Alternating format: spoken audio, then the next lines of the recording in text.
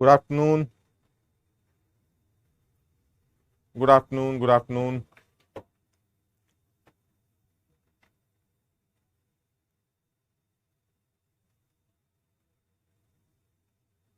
Good afternoon. जिसका भी आज birthday, happy birthday. Good afternoon Sameer, Rajat, प्रणाम। Shivam, good afternoon. Good afternoon. अब एकदम फिट है मामला। Good afternoon. बड़े दिनों बाद मुलाकात हुई। अच्छा, वेलकम बैक। नमस्ते। Good afternoon. Good afternoon.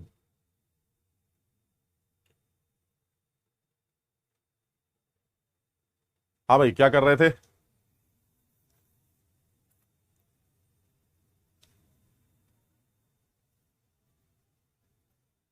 हम लोग वो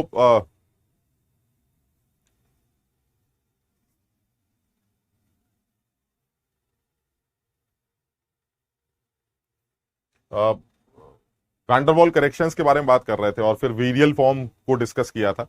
अच्छा, वीरियल फॉर्म निकालने के बाद क्रिटिकल कांस्टेंट्स भी डिराइव किए थे, लिक्विफैक्शन को यूज करके क्रिटिकल कांस्टेंट्स भी निकल के आए थे, फिर बॉयल्स टेम्परेचर वगैरह निकल के आया था। अब इसी में एक बात और भी है यार। ये बताओ कि जिस तरह से क्रिटिकल कांस्टेंट्स तुमने निकाले थे, उन क्रिटिकल कांस्टेंट्स में आपने टीसी निकाला था, पीसी निकाला था, वीसी निकाला था। अब ऐसे अगर सोच के देखो जरा, अगर कभी ये पूछा जाए मुझसे कि अगर पीसी, टीसी और वीसी, इन तीनों में से वो कौन से क्रिटिकल कांस्टेंट्स मुझे दे दिए जाएं ताकि आप ए और बी कांस्टेंट्स कैलकुलेट कर सके।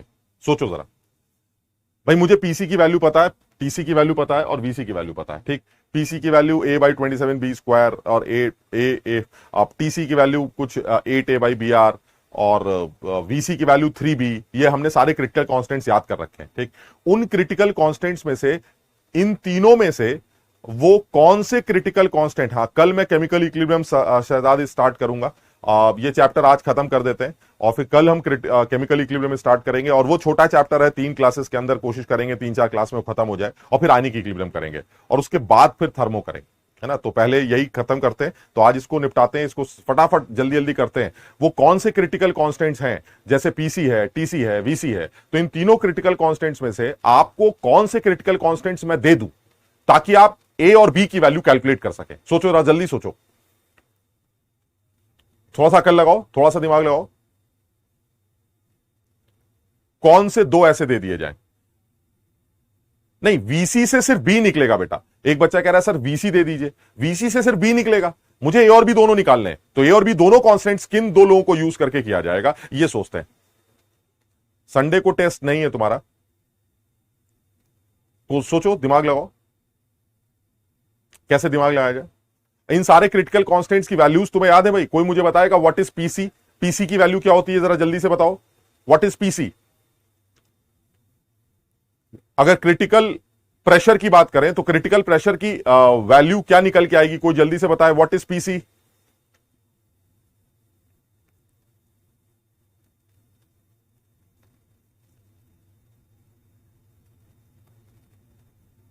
एक बार अपने नोट्स में देखो, पीसी, वीसी, टीसी तीनों की वैल्यूज याद रखनी है भाई, क्योंकि उसी से काम चलेगा। डीपीपी के अंदर भी उसी के सवाल मिलेंगे तुम्हें, तो इसको जल्दी से सोच के देखो। a/27b², तो ठीक है, हम पीसी की वैल्यू लिख लेते हैं, PC is equal to a/27b²। ठीक है, अच्छा वीसी की वैल्यू मुझे पहले से पता है 3b होती। टीसी कितना आता है भाई? 8a/27rb। ये 3 वैल्यूज हैं। अब आप ये बताइए, इनमें से कौन से कांस्टेंट दे दिए जाएं जिससे काम चल जाए?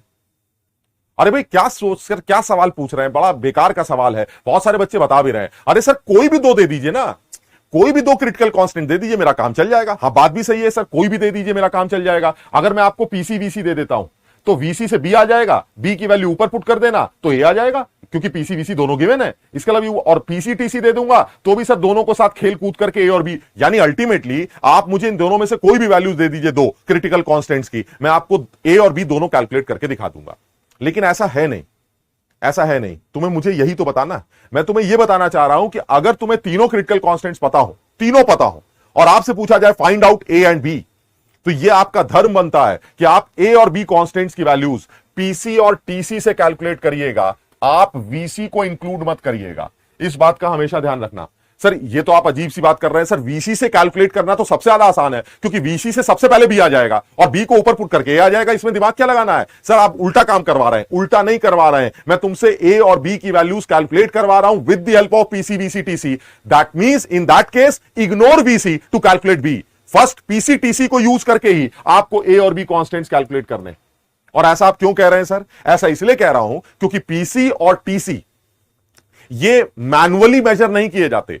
पीसी और टीसी आप प्रेशर कहां से आएगा? सर आप प्रेशर लगाएंगे तो कितना प्रेशर आप लगा रहे हैं यह आपको मशीन बता देगी, कितना टेंपरेचर यह आपको थर्मामीटर बता देगा। लेकिन जो वॉल्यूम होता है सर, वो वॉल्यूम ऑब्जर्व किया जाता है, उसको पढ़ा जाता है, और उसके पढ़ने में एरर होती है, जिसकी वजह से वीसी से आने वाला बी और पीसी टीसी से आने वाले बी में जमीन आसमान का फर्क देखने को मिलता है। सब लोग समझने की कोशिश करना और ज्यादा दिमाग चैटिंग में मत लगाओ, फौरन समझने की कोशिश करो। बहुत सीधी सी बात कर रहे हैं कि अगर मुझे तीनों, देखो एक मजबूरी भी एक चीज होती है। मजबूरी क्या है? सर आप सिर्फ वीसी देंगे तो बी कैसे निकलेगा? अरे सिर्फ वीसी देंगे तो 3b से इक्वेट करके बी निकाल लेना, ये मजबूरी है तुम्हारी। लेकिन अगर तुम्हें ऑप्शन मिले कि आपको पीसी टीसी वीसी तीनों पता है, अब आप बताइए और बी कौन से कैसे निकालेंगे, तो ज्यादातर बच्चे गलती क्या करते हैं कि वीसी को यूज करके फटाक से बी निकाल लेते हैं और बी को पीसी या टीसी में पुट करके ए निकाल लेते हैं। गलत है ये। अगर आपको पीसी वीसी टीसी तीनों दे रखे हैं तो आप पीसी टीसी को यूज करके ए और बी निकालिएगा, वीसी को इग्नोर कर दीजिएगा, क्योंकि वीसी से आने वाला बी और पीसी टीसी से आने वाला बी जमीन आसमान का फर्क रखता है।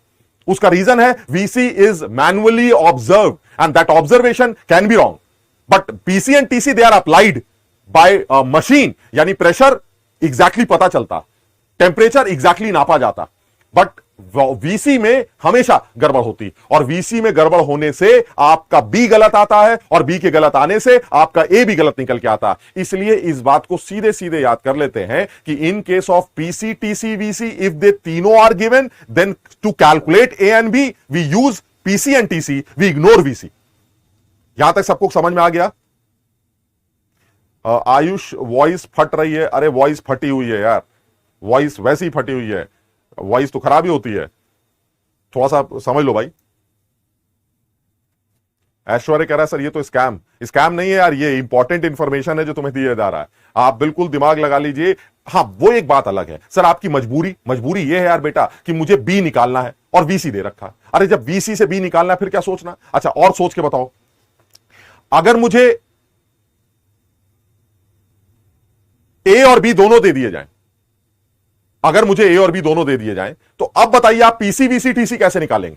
अगर ए और बी दोनों पता हो तो पीसी वीसी टीसी कैसे निकालेंगे? अरे सर अब क्या दिक्कत है? अगर आपको बी दिया है तो आप बी की वैल्यू 3 टाइम्स करके वीसी निकाल लीजिएगा। अब क्यों निकालना है आप? सर वीसी बराबर 3b तो आप बता रहे गलत है। अरे गलत नहीं है, यही तो समझो, बी देने से वीसी हमेशा 3b के बराबर होगा, लेकिन वीसी से आने वाला बी वो गलत होगा अगर पीसी टीसी गिवन है तो। सब लोग समझने की कोशिश करना, ये बहुत सीधी सी बात है, आसान सी बात कर रहे हैं। आप इसको याद कर लीजिए कि in case of critical constants, if the 3 critical constants are given, we use PC TC to calculate A and B, we ignore VC. But in case of मजबूरी मैं वीसी को यूज करके बी निकाला करता हूं, क्योंकि आपने पीसी टीसी गिवन नहीं। जैसे मैं एक छोटा सा एग्जांपल ले लेता हूं, वो मुझसे कह रहा है find out the radius of CO2 molecule if its critical density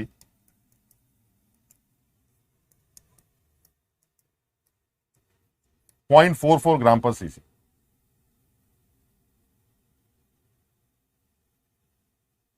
ये दे रखी।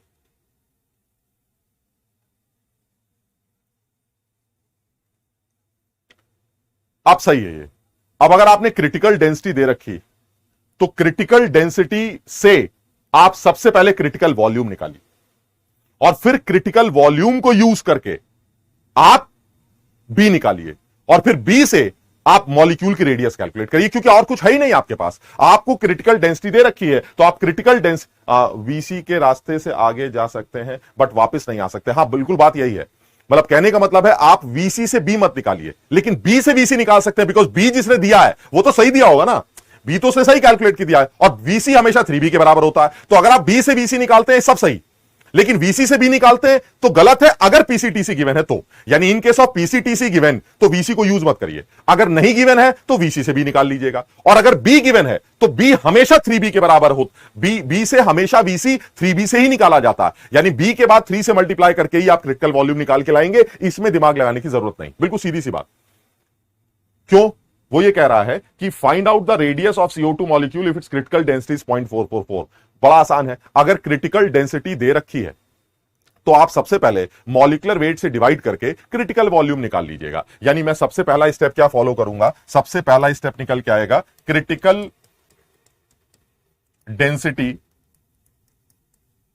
से आप जाएंगे क्रिटिकल वॉल्यूम के पास, क्रिटिकल वॉल्यूम से जाएंगे आप 3b के बाद, 3b से आपको b मिलेगा और b की वैल्यू होती है 4 × 4/3 pi R cube into N. खत्म हो गया सवाल। यानी क्रिटिकल डेंसिटी से critical volume density is equal to mass by volume. समझ रहे हो बात को? तो volume is equal to mass by density. तो इसका मतलब ये हुआ, अगर आप क्रिटिकल वॉल्यूम निकालना चाहते हैं तो इट विल बी 44 अपॉन 0.44। ये आपका क्रिटिकल वॉल्यूम आ जाएगा। इस क्रिटिकल वॉल्यूम से 3b को इक्वेट कर दीजिएगा, because critical volume is 3b। उससे b आ जाएगा, b को 4/3 pi R cube into Na से मल्टीप्लाई कर दीजिएगा तो उससे Na आ जाएगा, उससे R आ जाएगा, और वही R आपको कैलकुलेट करना है। बिल्कुल आसान। सब लोगों के समझ में आया? ये बहुत आसान से बात कर रहे हैं। यानी मैं ये बताना चाह रहा हूं, अब आप ये कहेंगे सर आपने b निकालने के बाद 3b कैसे कर दिया? अरे b के बाद तो vc हमेशा 3b होता है, यानी एक बार बी मिल गया तब तो 3b आएगा आंसर वीसी का, लेकिन वीसी से बी निकालना यह समझदारी नहीं। मैं ये बताना चाह रहा हूं। अब इस सवाल में कुछ नहीं दे रखा है, तो मैंने सबसे पहले क्रिटिकल वॉल्यूम निकाला क्रिटिकल डेंसिटी को यूज करके, और उसको 3b से इक्वेट किया, 3b से बी निकाला, और बी की value 4 × 4/3 pi R cube into Na होती है। उससे मैंने फाइनली उस CO2 मॉलिक्यूल का रेडियस कैलकुलेट कर लिया। सब लोग समझ पा रहे हैं इस बात को? बहुत सारे बच्चे समझ रहे हैं। बहुत आसान सा सवाल है, कुछ खास मुश्किल नहीं है, बहुत सीधा सीधा सवाल। ये किसी बच्चे ने पूछा भी था तो मैंने रिप्लाई भी किया था। बहुत सीधा सवाल है। इफ क्रिटिकल डेंसिटी, और ये इंपॉर्टेंट है यार, मुझे लगता है जेई में इस बारे में आज तक कोई बात नहीं की गई। आप इस बात को इंपॉर्टेंट समझिए कि क्रिटिकल डेंसिटी भी सवाल पूछने का एक बड़ा सीधा तरीका है, क्योंकि क्रिटिकल डेंसिटी आपको सीधे क्रिटिकल वॉल्यूम दे देती है, और क्रिटिकल वॉल्यूम आपको सीधे 3b दे देता है, और 3b आपको सीधे b दे देता है, और b आपको सीधे मॉलिक्यूल की रेडियस दे देती है। समझ पा रहे हो? सब लोगों को ये स्टेप समझ में आ गया कैसे किया गया? बहुत आसानी से। यानी क्रिटिकल वॉल्यूम 100 सीसी आ जाएगा, 100 सीसी से आप रेडियस कैलकुलेट कर लीजिए, सेंटीमीटर में आपको रेडियस मिल जाएगी, बात खत्म। वॉल्यूम कैसे आया? वॉल्यूम तो बड़ा आसान है ना बेटा। डेंसिटी को जो डेंसिटी होती है वो मास बाई वॉल्यूम होती है, तो जो वॉल्यूम होगा वो मास बाई डेंसिटी होगा। CO2 का जो मॉलिक्यूलर वेट है वो 44 होता है, और जो क्रिटिकल डेंसिटी दे रखी है वो 0.44 दे रखी है। यानी आपको यह मिल गया क्रिटिकल डेंसिटी को यूज करके क्रिटिकल वॉल्यूम 100 सीसी।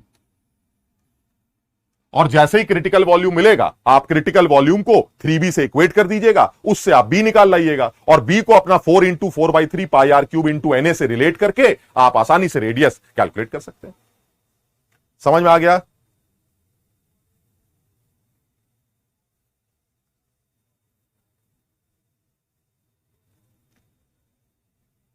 नहीं बेटा, 44 यू इसलिए नहीं रखेंगे क्योंकि डेंसिटी की यूनिट ग्राम पर सीसी दे रखी, इसलिए आपको 44 ग्राम ही यूज करना पड़ेगा। हाँ, वॉल्यूम ml में निकल के आएगा, that is CC, that is cubic centimetre. इसलिए जब आप 100 को यूज करके आंसर निकालेंगे तो जो रेडियस आएगी वो सेंटीमीटर में आएगी, because this is cubic centimetre. तो जो रेडियस निकल के आएगी वो आपको सेंटीमीटर में मिलेगी। अब तुम ये देख लेना सवाल में रेडियस सेंटीमीटर में निकालनी है या मीटर में निकालनी है या एंगस्ट्रॉम में निकालनी। तो जो भी रेडियस आएगी आप सेंटीमीटर में आने के बाद उसको कन्वर्ट कर लीजिए। सीसी क्या होता है? अरे बाप रे, सीसी मतलब क्यूबिक सेंटीमीटर बेटा, क्यूबिक सेंटीमीटर। क्यूबिक सेंटीमीटर मतलब 1 ml, 1 cc is 1 ml, 1 cc का मतलब 1 ml होता।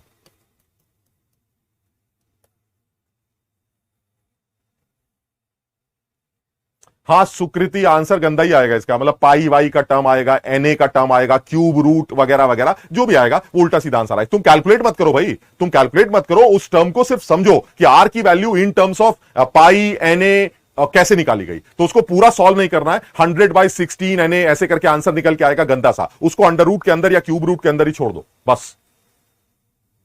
हाँ रेडियस में एनए के टर्म भी आएगा, जब आप रेडियस कैलकुलेट करेंगे तो उसमें एनए का भी टर्म आएगा। अरे यार क्या पूरा कैलकुलेट करवाओगे क्या यार, अब अपने आप कैलकुलेट कर लेना इसको, इतने बड़े हो चुके हो। ठीक, और आगे बढ़ते हैं।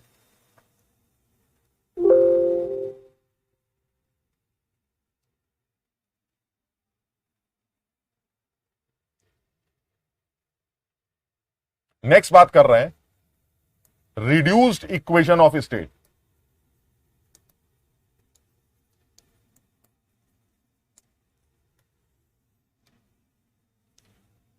मैंने देखा था जो वैंडरवॉल इक्वेशन है मेरी, वो वैंडरवॉल इक्वेशन इस फॉर्म में आ गई थी, P plus A by V square into V M minus B is equal to R T. ये नॉर्मल मेरी वैंडरवॉल इक्वेशन। ठीक, फिर लोगों ने कहा नहीं नहीं इसके अलावा एक और फॉर्म बनाओ। मैंने इसका वीरियल फॉर्म बनाया था, और जब आपने इसका वीरियल फॉर्म बनाया था तो आपको पता चला था कि यही equation z plus B by V M plus C by V M square से निकाली गई। यानी ये वैंडरवॉल मेन इक्वेशन है, इस मेन इक्वेशन को आपने वीरियल फॉर्म में कन्वर्ट कर दिया था। This is virial equation. फिर उसके बाद भी तुमने देखा था ये कि भाई मैंने इसके बाद भी बकवास की थी कि आपने इसी वीरियल फॉर्म को प्रेशर में भी रिलेट किया था, तो आपने z की वैल्यू पीवीएम बाय आरटी से वीएम की वैल्यू निकाली और वीएम की वैल्यू को प्रेशर में रखना शुरू किया। याद है गंदा सा equation B dash P plus C dash P square, पता नहीं क्या क्या बना था वो। तो यानी आपने इस फॉर्म को और कन्वर्ट किया। ठीक, यानी मेरे पास एक वैंडरवॉल इक्वेशन है जिसका एक फॉर्म आपने वीरियल फॉर्म बनाया। अब मैं हाँ ये कंफर्म है वीरियल फॉर्म के अंदर ए कांस्टेंट और बी कांस्टेंट दोनों आते हैं भाई, ये ध्यान रखना। वीरियल फॉर्म जब आप बनाएंगे तो तुम्हें याद होगा बी की वैल्यू आपने कैलकुलेट की, A minus B by R B ऐसे करके, या कुछ बी की वैल्यू निकल के आई थी। इसी तरह से सी, इसी तरह से डी, यानी जितने भी वीरियल इक्वेशन आपने बनाई उस वीरियल इक्वेशन में constant A and be exist करते हैं, इसमें कोई डाउट नहीं। यानी इस वीरियल फॉर्म के अंदर जो हमारे क्रिटिकल कांस्टेंट्स थे ए एंड बी, यानी एक चीज तो क्लियर है सर, आपने जब वैंडरवॉल इक्वेशन को वीरियल फॉर्म में कन्वर्ट किया था तो उसमें गंदी सी इक्वेशन तैयार हुई थी, लेकिन ये बी और सी तो मैंने अपनी तरफ से कांस्टेंट लिख दिए थे। लेकिन इस पूरी वैंडरवॉल इक्वेशन के अंदर, इस वीरियल फॉर्म के अंदर स्मॉल ए और स्मॉल बी आता है सर, आप उसको इग्नोर नहीं कर सकते। यानी ये कंफर्म हो गया कि virial form is dependent on the nature of the gas, because A and B constant वो दोनों नेचर के ऊपर डिपेंड करते हैं, गैस के नेचर के ऊपर डिपेंड करते हैं। तो मैंने कहा फिर अब और क्या करना है, चलिए ठीक है वो करते होंगे, क्या क्या लेना देना। कह रहा यार मैं एक ऐसी इक्वेशन बनाना चाहता हूं जिसमें ए और बी कांस्टेंट्स इन्वॉल्व हो ही ना, यानी that will be applicable for all the real gases irrespective कि उनका ए क्या है और उनका बी क्या। बस फर्क यह है कि मुझे उन गैसेस के बारे में कुछ और इंफॉर्मेशन पता करनी थी, and that is reduced pressure, reduced temperature and reduced volume. अब जरा समझना इस बात को कि अगर मैं इसी वैंडरवॉल इक्वेशन का दूसरा फॉर्म, क्योंकि मुझे लगता है वीरियल फॉर्म पर आईआईटी में एक बार पहले सवाल बन चुका है, मुझे उम्मीद है कि वो रिड्यूस्ड फॉर्म के ऊपर आईआईटी के एडवांस पेपर में एक सवाल और बना सकता है। अब मुझे इस रिड्यूस्ड इक्वेशन के बारे में भी पता करना है। तो what is this reduced equation? Reduced equation का मतलब है कि जब आप अपने इसी प्रेशर को, इसी वॉल्यूम को, इसी टेंपरेचर को इस तरह से रिप्रेजेंट करें, यानी जब आप रिड्यूस प्रेशर की बात करें तो इस रिड्यूस फॉर्म को बनाने का जो तरीका निकाला गया है वो ये है।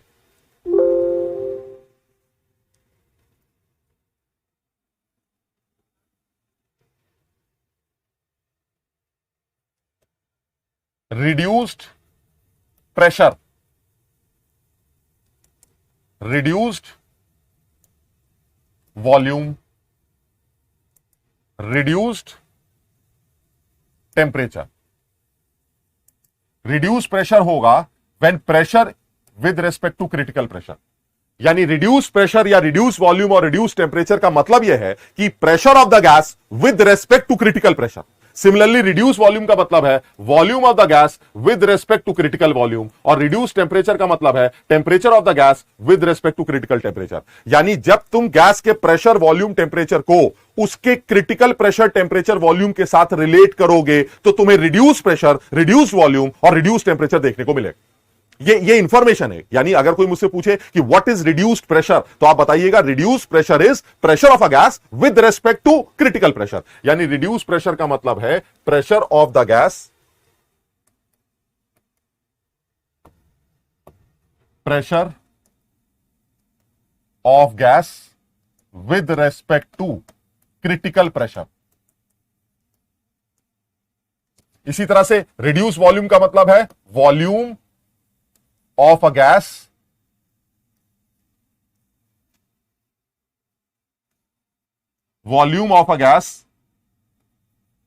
With respect to critical volume.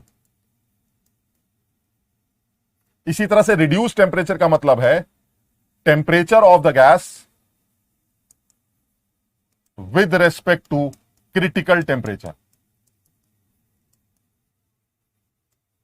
तो उसने कहा ठीक है, अगर आप इस तरह से रिड्यूस्ड डेरिवेटिव्स डिफाइन कर रहे हैं तो इससे फर्क क्या पड़ेगा? मेराज रिड्यूस्ड इक्वेशन का कोई मतलब नहीं है। वो ये बताना चाह रहा है कि जिस तरह से आपने वीरियल फॉर्म डिफाइन किया है उसी तरह से वैन डर वाल इक्वेशन का एक रिड्यूस्ड फॉर्म, इसका ये मतलब नहीं है कि छोटा फॉर्म, उसी का एक नया फॉर्म डिफाइन कर सकते हैं, that is reduced form. And that reduced form is defined by reduced pressure, reduced temperature and reduced volume. And what is reduced pressure, volume, temperature? Any pressure of the gas with respect to critical pressure is known as reduced pressure. Any volume of the gas with respect to critical volume is reduced volume. Any temperature of the gas with respect to critical temperature is known as reduced temperature. तो इसका मतलब यह हुआ कि जो मेरी van der वाल equation थी, जिसको मैंने P plus A by V square into V minus B से रिप्रेजेंट किया था, अगर मैं अपनी इसी वैन डर वाल इक्वेशन का रिड्यूस फॉर्म बनाना चाहूं तो बिल्कुल साफ समझ में आता है कि अगर आप P की वैल्यू निकालना चाहते हैं, गैस का प्रेशर, तो गैस का प्रेशर उसके रिड्यूस प्रेशर को पीसी से मल्टीप्लाई करके निकाला जाएगा। यानी अगर मैं रिड्यूस प्रेशर को आज से पीआर, रिड्यूस वॉल्यूम को आज से वीआर और रिड्यूस टेम्परेचर को आज से टीआर बोल दूं, तो मुझे समझ में आ रहा है कि जो पी की वैल्यू होगी वो पीआर इंटू पीसी के बराबर होगी। यानी नेट इक्वेशन क्या बनेगी? नेट इक्वेशन बनेगी। अब प्रियांशु केमिस्ट्री हार्ड नहीं है, हार्ड दिखाई जाती है तो वो हार्ड लगती है, आप हार्ड ना दिखाइए तो वो हार्ड नहीं लगती। यानी अगर यही चीजें बताना बंद कर दिया जाए तो ये चीजें आसान हो जाएंगी, क्योंकि ये आपको दिखेगी नहीं। जब दिखती है तो ये पता चलता है कि अरे ये तो हार्ड। इसलिए जरूरी यह है कि जब वो चीज हार्ड दिखे तो आप ये समझिए कि मुझे ये समझना है, बिकॉज जेई के पेपर में अगर उसने वीरियल फॉर्म पे सवाल बनाया है तो वो रिड्यूस फॉर्म पर भी सवाल बना सकता। समझ रहे हो बात को? तो हमने सिर्फ एक बात याद की है कि what is actually reduce form.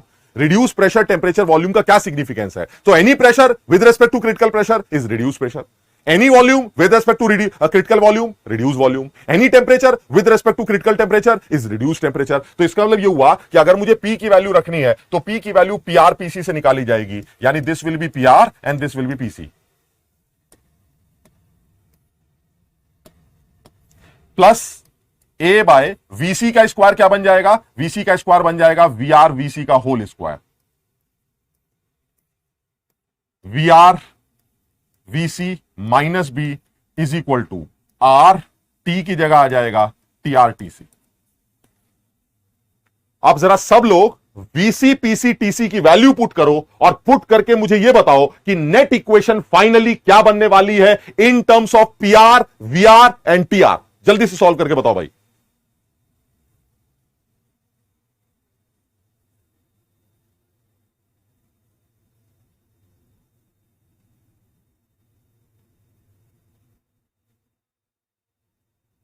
सबसे पहले सॉल्व करो।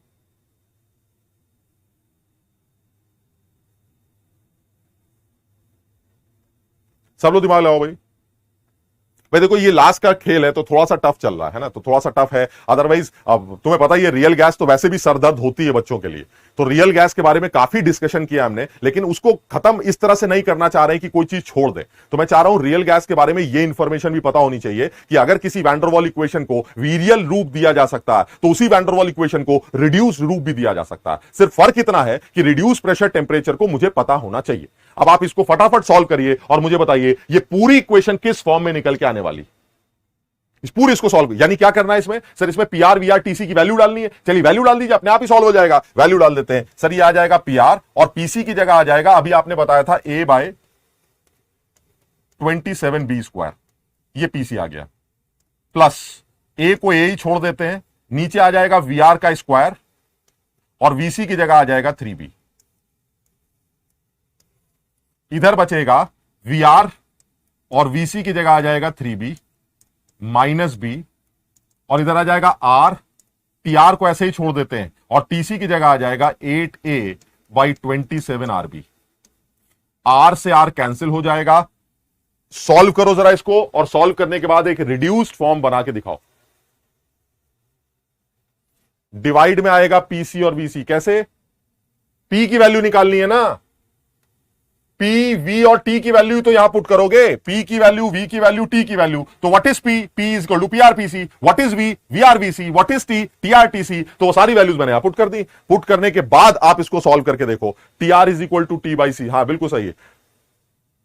3B का स्क्वायर होगा। 3B का स्क्वायर कहां पर होगा? हाँ 3B का स्क्वायर होगा। बिल्कुल सही बात। अब जरा इसको सॉल्व करो और सॉल्व करके मुझे बताओ कि इसकी रिड्यूस फॉर्म कैसी दिखती। सॉल्व करके देखो जरा इसकी रिड्यूस फॉर्म कैसे बनती। आप सारे, और बहुत आसानी से सॉल्व हो जाएगा। यहां से A कॉमन आ जाएगा, वो इस A से कैंसिल हो जाएगा। ये देखिए ये वाला A इन दोनों A को कैंसिल कर देगा। अब B कैसे आ रहा है? नीचे B स्क्वायर का टर्म आ रहा है और यहां पर ऊपर एक B का टर्म आ रहा है, यहां नीचे एक B का टर्म आ रहा है। तुम ध्यान से देखोगे तो सारे A और B सब कैंसिल हो जाएंगे। सारे A और B कैंसिल हो जाएंगे। आप सॉल्व करके देखिए जरा इसकी वैल्यू। P प्लस क्या आ रही value? 1 by VR। PR plus 1 by VR। PR plus 1 by VR। ये तो गड़बड़ लग रहा है। मुझे लग रहा है इसकी जो वैल्यू आनी चाहिए वो आनी चाहिए PR plus 3 by VR square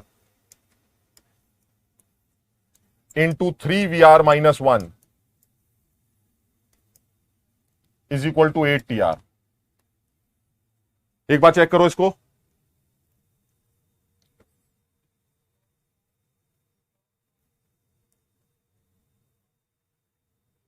Devansh अभी समझ में आएगा इसका सिग्निफिकेंस क्या है। सब लोग एक बार चेक करो, ये फॉर्म निकल के आनी चाहिए।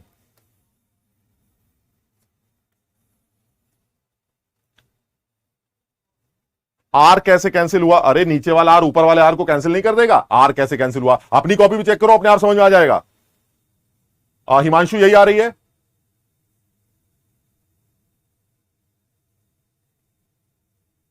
PR हाँ ठीक है, यही वैल्यू आनी चाहिए। 3 बाई VR स्क्वायर आना चाहिए ना, ये 3 बाई VR स्क्वायर आना चाहिए भाई। सब लोग एक बार चेक करो।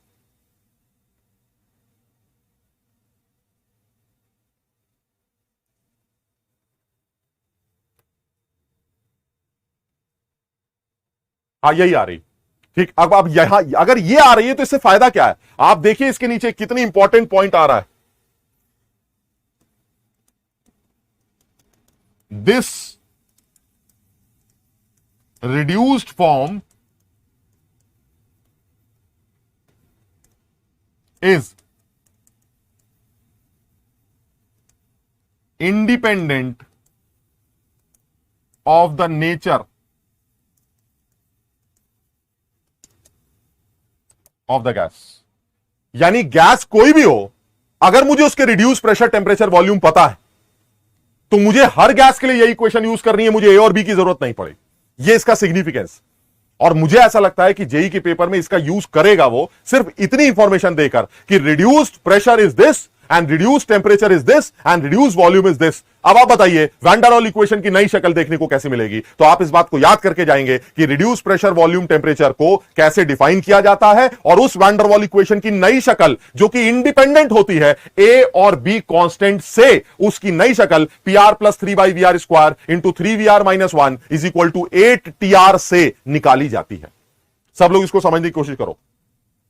यानी कोई बच्चा पूछ रहा था सिग्निफिकेंस क्या है? सिग्निफिकेंस यही है कि वैन डर वाल इक्वेशन में ए और बी आता है, वीरियल इक्वेशन में भी ए और बी आता है, लेकिन रिड्यूस फॉर्म के अंदर ए और बी का टर्म ही नहीं आता। यानी if reduce pressure, temperature, volumes are given, then we don't need A and B, we can directly calculate the answer. यानी अगर वो मुझसे कहता है PR इतना है, VR इतना है, TR निकालो, तो आप PR VR को यूज करके TR कैलकुलेट कर लेंगे। इस इक्वेशन को यूज करके आपको ए और बी कॉन्स्टेंट्स की जरूरत नहीं पड़ेगी। इसका यह सिग्निफिकेंस। सब लोग समझ रहे हैं? यह बात सबको समझ में आई?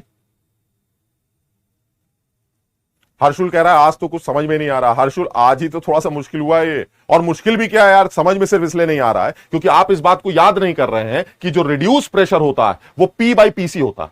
इसलिए अगर आपको गैस का प्रेशर चाहिए तो रिड्यूस प्रेशर को पीसी से मल्टीप्लाई करके निकालना पड़ेगा। मैंने उसी वैन डर वाल इक्वेशन के अंदर पी की वैल्यू पीआरपीसी रख दी, वी की वैल्यू वीआरवीसी रख दी और टी की वैल्यू टीआरटीसी रख दी और सॉल्व कर दिया। वीसी पीसी टीसी की वैल्यूज डालने के बाद सॉल्व करके ये बहुत आसान फॉर्म में कन्वर्ट हो गई, और इस आसान फॉर्म के अंदर ना ए आता है ना बी आता है। इसका मतलब ये हुआ this is applicable for every gas if the reduce pressure temperature volumes are given. हम आसानी से उसको किसी और फॉर्म में कन्वर्ट कर सकते हैं।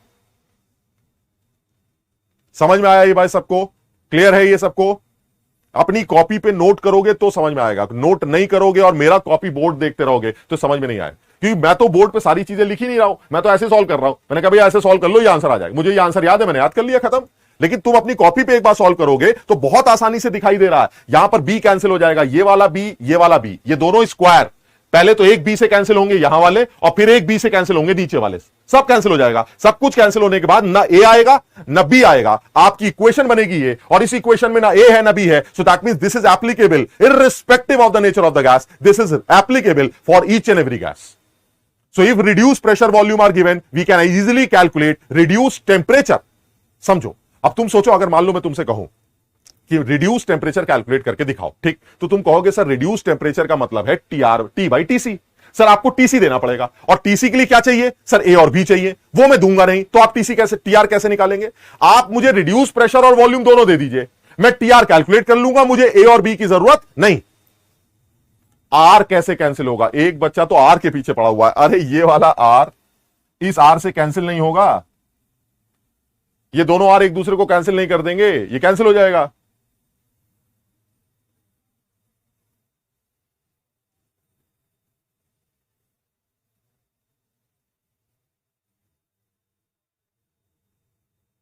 समझ में आ गया ये सबके? ये वाली बात समझ में आई?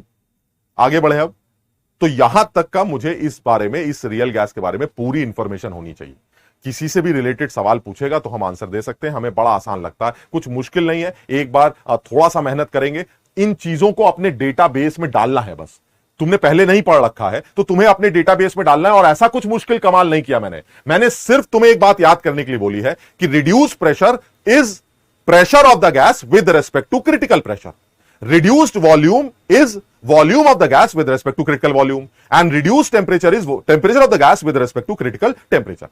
बस अब अगर आपको किसी भी गैस का प्रेशर चाहिए तो वो पीआर इंटू पीसी से निकाल लीजिएगा, वॉल्यूम चाहिए तो वीआरवीसी से निकाल लीजिएगा, और टेम्परेचर गैस का चाहिए तो टीआरटीसी से निकाल लीजिएगा। यही वैल्यूज मैंने वैन डर वाल इक्वेशन के अंदर पुट करके, क्रिटिकल कांस्टेंट्स की वैल्यूज पुट करके जब मैंने एक नई इक्वेशन बनाई तो वो एक रिड्यूस्ड फॉर्म निकल के आई जो पीआर वीआर टीआर के रिलेट करती है, जिसमें ए और बी कांस्टेंट्स नहीं है। यानी यही वो अकेली इक्वेशन है जिसमें ए और बी कांस्टेंट्स नहीं।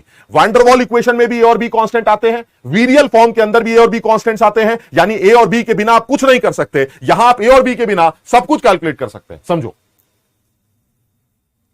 सोचो कितना आसान है तुम्हारे लिए कि अगर मैं तुम्हें पीआर दे दूं, वीआर दे दूं, और आपसे यह पूछूं कि अगर गैस का टेम्परेचर यह है तो आप बताइए क्रिटिकल टेम्परेचर क्या होगा। कितना सीधा और मुश्किल सवाल होगा, जिन बच्चों को पता ही नहीं है वो कर ही नहीं सकते। जैसे मैं एग्जांपल दे रहा हूं, क्या कह रहा हूं मैं,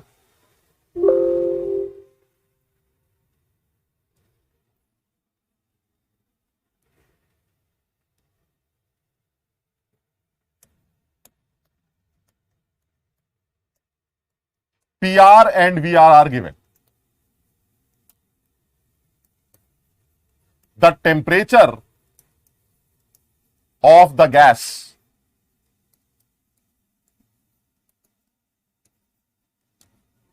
find out critical temperature for the gas.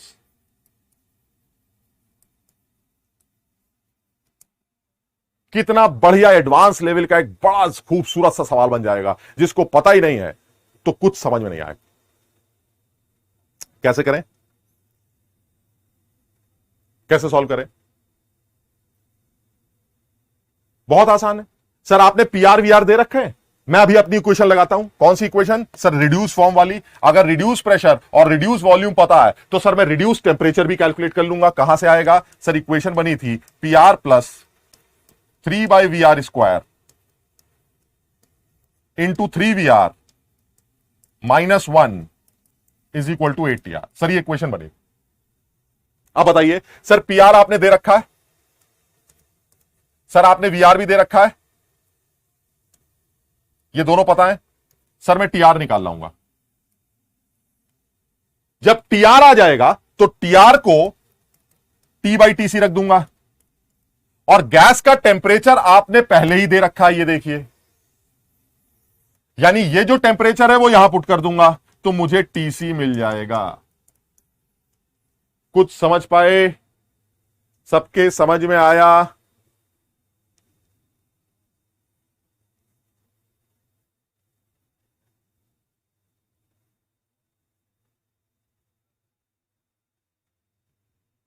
सबके ये बात समझ में आ गई? यानी PR VR को यूज करके TR आ जाएगा, और TR की वैल्यू क्योंकि T/TC होती है और T दे रखा है तो उससे TC निकल आएगा। क्रिटिकल टेम्परेचर आप आसानी से कैलकुलेट कर सकते हैं। इसके मेंस में आने की चांस बिल्कुल नहीं है बेटा। जो बच्चा मेंस के लिए ही सिर्फ तैयारी कर रहा है वो वैंडरवॉल इक्वेशन तक ही पढ़ेगा। इवन वीरियल फॉर्म भी मेंस में आने की कोई गुंजाइश नहीं। यानी वीरियल फॉर्म और रिड्यूस फॉर्म आप बिल्कुल हटा सकते हैं। आप सिर्फ वैंडरवॉल इक्वेशन पढ़िए, उस वैंडरवॉल इक्वेशन से जो कंप्रेसिबिलिटी फैक्टर निकल के आता है वो पढ़िए, वो कंप्रेसिबिलिटी फैक्टर Z से छोटा, 1 से बड़ा, 1 से छोटा कब होता है ये पढ़िए, और A और B फैक्टर किन किन चीजों के ऊपर डिपेंड करते हैं वो पढ़िए। इसके अलावा रियल गैस में आपको कुछ भी पढ़ने की जरूरत नहीं। समझ में आ गया? ये सबके यहां तक समझ में आ गया? ठीक, शाबाश। हाँ, जो लोग इन्वॉल्व हैं, जो लोग समझ रहे हैं, या एक्चुअली उन्हीं लोगों के लिए किया है मैंने जो बच्चे पढ़ाई कर रहे हैं, जम के मेहनत कर रहे हैं, या जो उस लेवल पर पढ़ना चाह रहे हैं। जो बच्चा ये सोच रहा है कि मुझे मेंस लेवल तक की तैयारी करनी है तो उसके लिए इसका कोई सिग्निफिकेंस नजर नहीं आता। लेकिन अब क्योंकि इस बैच में सारे ही बच्चे हैं तो मुझे अपना काम तो पूरा करना ही है, तो मैंने सब मिला के ये पूरा काम खत्म कर दिया तुम्हारा। यहां तक समझ में आ गया? ठीक, आगे बढ़ते हैं।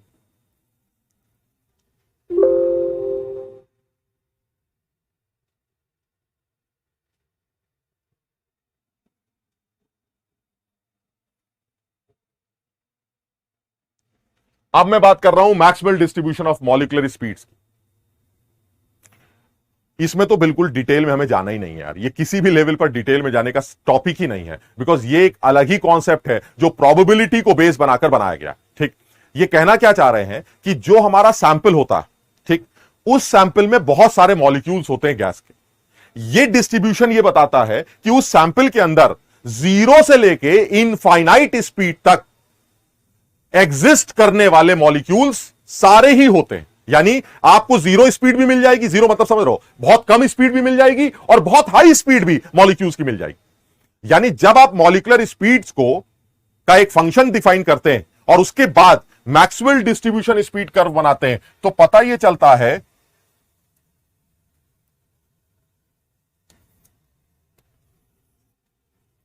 फ्रैक्शन, अगर वाई एक्सेस पे फ्रैक्शन ऑफ मॉलिक्यूल्स रखे जाएं और एक्स एक्सेस पर वेलोसिटी रखी जाए या स्पीड रखा जाए तो यह मैक्सवेल डिस्ट्रीब्यूशन कर्व कुछ ऐसा देखने को मिलता है।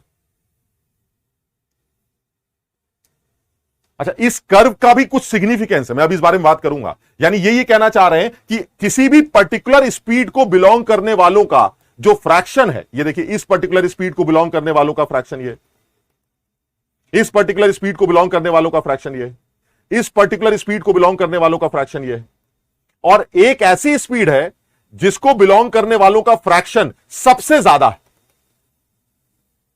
यानी ये क्या कहना चाह रहा है? ये कहना चाह, और ये मेंस के लिए इंपॉर्टेंट है यार, जितना अभी बात करूंगा उतना वो इंपॉर्टेंट है। जब मुझे लगेगा कि ये चीज मेंस के लिए इंपॉर्टेंट नहीं तो मैं बता दूंगा भी। ठीक, ये चीज मेंस के लिए इंपॉर्टेंट है कि ये कर्व क्या कह रहा है। ये कर्व ये कह रहा है कि अगर आप किसी भी गैस के अंदर जितने भी मॉलिक्यूल्स हैं, अगर आप उनकी स्पीड का फ्रैक्शन के साथ एक ग्राफ प्लॉट करें, यानी किसी पर्टिकुलर स्पीड को बिलोंग करने वालों का फ्रैक्शन कितना है, किसी पर्टिकुलर स्पीड को बिलोंग करने वालों का फ्रैक्शन कितना है, तो अगर आप उस फ्रैक्शन को पर्टिकुलर स्पीड के साथ प्लॉट करें तो यह मैक्सवेल डिस्ट्रीब्यूशन कर्व देखने को मिलता।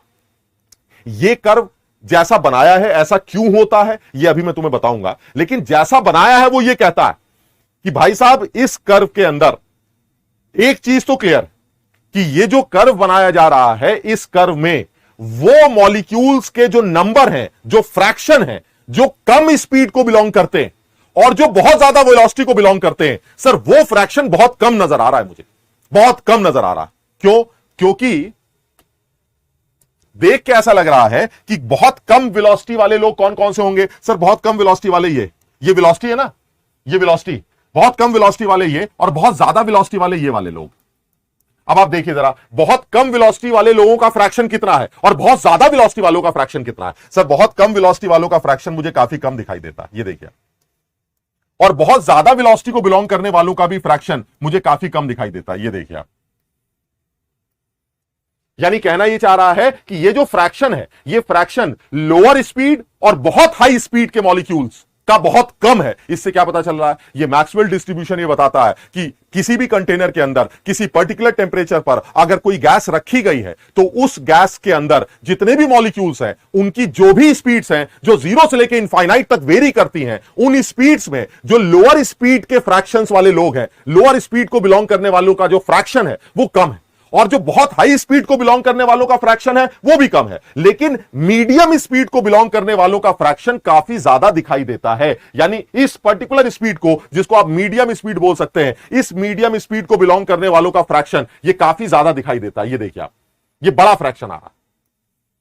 यानी ये कहना चाह रहा है कि सबसे पहली बात कि ये कर्व ऐसा क्यों दिखता है, अभी मैं इस बारे में बात करूंगा। दूसरी बात, इस कर्व के अंदर यह पता चलता है कि आपकी जो मॉलिक्यूलर स्पीड है वो 0 से लेकर इनफाइनाइट तक कुछ भी हो सकती। दूसरी बात सर, इसके अंदर यह भी पता चलता है कि किसी पर्टिकुलर स्पीड को, जो लोअर स्पीड है या जो हायर स्पीड्स हैं, उस हायर स्पीड्स को बिलोंग करने वालों का जो फ्रैक्शन है सर, वो फ्रैक्शन मुझे काफी कम दिखाई देता है। लेकिन जो मीडियम स्पीड्स के लोग हैं उनका जो फ्रैक्शन है सर वो काफी ज्यादा दिखाई देता है। ये देखिए आप, यानी इस पर्टिकुलर स्पीड को बिलोंग करने वाले लोग जो मीडियम स्पीड को बिलोंग करते हैं उनका फ्रैक्शन काफी ज्यादा देखने को मिलता है। अच्छा, दूसरी बात क्या निकल के आती है? सर इस कर्व के अंदर एक ऐसा भी पॉइंट दिखाई दे रहा है जिस स्पीड को बिलोंग करने वाले लोग मैक्सिमम है। ये देखिए आप, सर इस पर्टिकुलर स्पीड को बिलोंग करने वाले लोग, जो मैंने ये बनाई, इस पर्टिकुलर स्पीड को बिलोंग करने वाले जो लोग हैं, ये देखिए उनका जो फ्रैक्शन है सर वो मैक्सिमम दिखाई दे रहा। This is maximum fraction sir. यानी इस पर्टिकुलर स्पीड को बिलोंग करने वाले, मान लीजिए ये 50 मीटर पर सेकंड है, तो इस 50 मीटर पर सेकंड को बिलोंग करने वाले लोगों का जो फ्रैक्शन है सर वो मैक्सिमम दिखाई दे रहा है। इसलिए इस स्पीड को मोस्ट प्रोबेबल स्पीड कहा जाता है। This is most probable speed, UMP। Most probable मतलब ज्यादातर लोगों की होनी चाहिए। मोस्ट प्रोबेबल यानी ज्यादातर लोगों की स्पीड होनी चाहिए, और अगर ज्यादातर लोगों की स्पीड ये होनी चाहिए तो that is most probable speed. और क्योंकि ये ज्यादातर लोगों की है तो फ्रैक्शन भी ज्यादा होगा, तो इस स्पीड को बिलोंग करने वालों का फ्रैक्शन मैक्सिमम देखने को मिलता। ये कैसे निकाली जाएगी ये भी सोच सकते हो तुम, हम उस बारे में बात नहीं करेंगे, लेकिन वो भी तुम सोच सकते हो, अभी हम बात करेंगे। Sir reduce pressure volume temperature क्या है? अभी आप उसी बात पे लटके हुए हैं। मैंने एक लाइन लिख दी, आप उस बात को याद नहीं कर रहे हैं। Reduce pressure is the pressure of a gas with respect to critical pressure. बात खत्म। Reduced temperature is the temperature of the gas with respect to critical temperature, and reduced volume is volume of the gas with respect to critical volume. समझ में आ गया? यानी ये most probable speed होगी, और ये मोस्ट प्रोबेबल स्पीड ज्यादातर लोगों की है, इसीलिए इसको मोस्ट प्रोबेबल स्पीड कहा जाता। यानी एक चीज क्लियर हो गई, इस कर्व के बारे में अगर हम 2-4 बातें समझे तो क्या निकल के आ रहा है? सर 2-4 बातों का ये समझ में आ रहा है कि आप लोअर स्पीड को बिलोंग करने वाले काफी कम लोग होते हैं, हायर स्पीड को बिलोंग करने वाले भी काफी कम होते हैं, लेकिन उस सिस्टम के अंदर ज्यादातर मॉलिक्यूल्स एक मीडियम या एवरेज वेलोसिटी रखते हैं जो काफी ना बड़ी ना बहुत ज्यादा छोटी होती है। हां, कुछ ऐसे भी लोग होते हैं, कुछ ऐसी भी वेलोसिटीज होती हैं जो ज्यादातर लोगों की होती हैं, जिसको मोस्ट प्रोबेबल स्पीड कहा जाता है, क्योंकि उस वेलोसिटी को बिलोंग करने वालों का फ्रैक्शन मैक्सिमम देखने को मिलता। यहां तक सब लोगों के समझ में आया? उल्टे सीधे सवालों की जगह अगर आप सिर्फ इन बातों पे ध्यान दें तो ज्यादा अच्छा रहेगा। सर आपने कभी ड्रॉप लिया था, नहीं लिया था? अरे भाई ये सब बातें जब मूड आएगा तब करेंगे, अभी तो हमें सिर्फ पढ़ाई करनी है। सब लोग दिमाग लगाओ। अक्षय रुको बेटा। आकाश, सर मेंस के लिए एनएवएसटी में काफी है, मेंस के लिए। हाँ बिल्कुल सही है वो।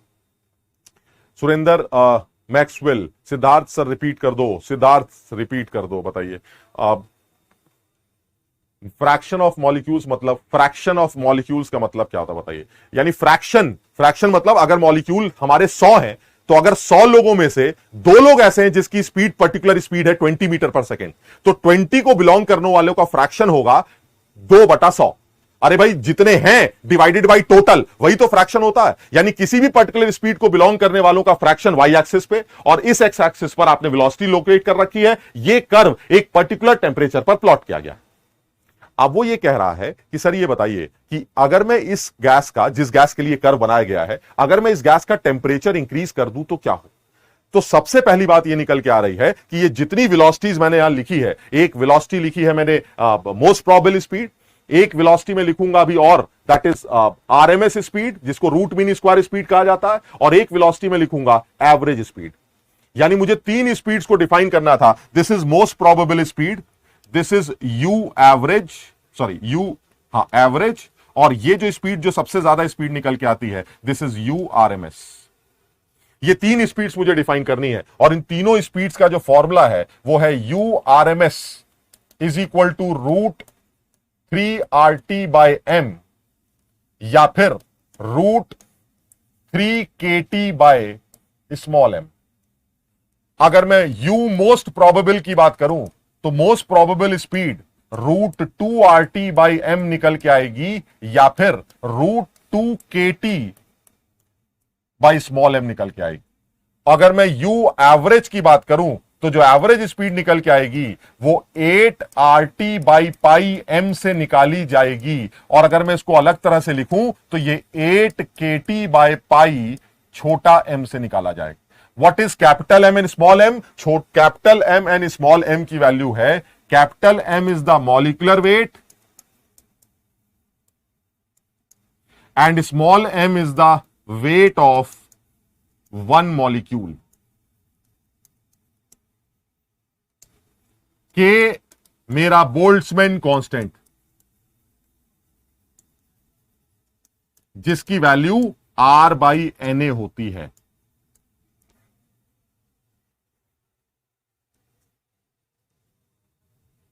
यानी कहने का मतलब यह हुआ कि मेरे पास रूट मीन स्क्वायर स्पीड है इस सिस्टम के अंदर, इस सिस्टम की मोस्ट प्रोबेबल स्पीड है, और इसकी एवरेज स्पीड। ये सब कैलकुलेट किया जा सकता है, हम उसको कैलकुलेट नहीं करना चाह रहे। रूट मीन स्क्वायर स्पीड तो आप एवरेज काइनेटिक एनर्जी से खुद भी डिराइव कर सकते हैं। 1/2 mu स्क्वायर बार इज इक्वल टू, आपने इक्वेशन बनाई थी, उस इक्वेशन को यूज करके 3/2 KT से आप आसानी से रूट मीन स्क्वायर स्पीड निकाल सकते हैं।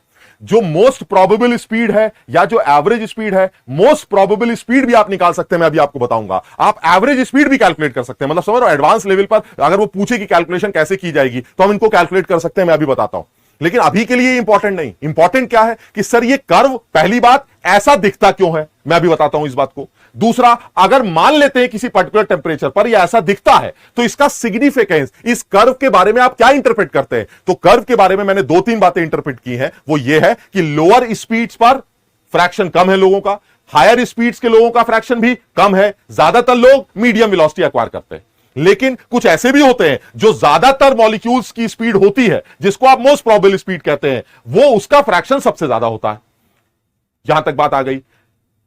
मेन बात पे आते हैं कि अगर ये कर्व आपने किसी पर्टिकुलर गैस का पर्टिकुलर टेम्परेचर, ये सब लोग ये देख पा रहे हैं कि छोटा K/m कैसे निकल के आया, इसको सब लोग समझना भाई, सब लोग इसको समझने की कोशिश करना। ये R/m जो है, इसको आपने छोटे m से कैसे रिप्लेस कर दिया। What is molecular weight? Sir molecular weight is the weight of 1 mole molecule. यानी ये सब लोग जानते हैं इस बात को कि जो कैपिटल M होगा वो Na/m से निकाला जाएगा। समझो बात को। मॉलिक्यूलर वेट किसे कहते हैं? सर मॉलिक्यूलर वेट 1 मोल मॉलिक्यूल का वेट होता है, और 1 मॉलिक्यूल का वेट अगर m है तो Na लोगों का वेट mNa होगा, जिसको कैपिटल M कहा जाता है। तो अगर मैं कैपिटल M की जगह nMa लिख दूं और R/Na को K लिख दूं तो ये 3KT छोटा m बन जाएगा। क्लियर है ये सब लोगों को? सब लोगों को ये वाली बात समझ में आई? R/Na K होता है और कैपिटल M इस स्मॉल m इंटू Na होता है, because capital M is the weight of 1 mole and small m is the weight of 1 molecule. तो अगर मैं एक मॉलिक्यूल के वेट को Na से मल्टीप्लाई कर दूं तो मुझे मॉलिक्यूलर वेट मिल जाएगा। अब मैं मॉलिक्यूलर वेट को अगर nMa लिखता हूं तो R/Na वो K बन जाएगा, और यही इक्वेशन 3/2RT 3RT/m से 3KT/m में कन्वर्ट हो जाएगी। समझ में आया? यानी root mean square speed is under root 3RT/m, हमें इसके फॉर्मूले याद करने हैं। Average speed √8RT/m and most probable speed is √2KT/m, √2RT/m। इसमें सबसे छोटी स्पीड ये है, फिर ये है, और सबसे बड़ी स्पीड √m² स्पीड। ठीक है ये। अच्छा, अब ये सोचो जरा कि ये जो कर्व है अगर एक पर्टिकुलर टेम्परेचर पे बनाया गया है, तो अगर मैं गैस का टेम्परेचर इंक्रीज करता हूं तो इस कर्व पर क्या असर पड़ेगा।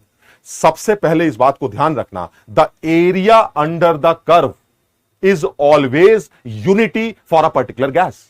यानी अगर आप गैस को फिक्स कर दे तो उसका जो एरिया होगा इस कर्व का वो हमेशा 1 निकल के आएगा। क्यों आएगा बताइए, क्यों आएगा sir? Because the area represents the sum of all the fractions and sum of all the fractions is always 1।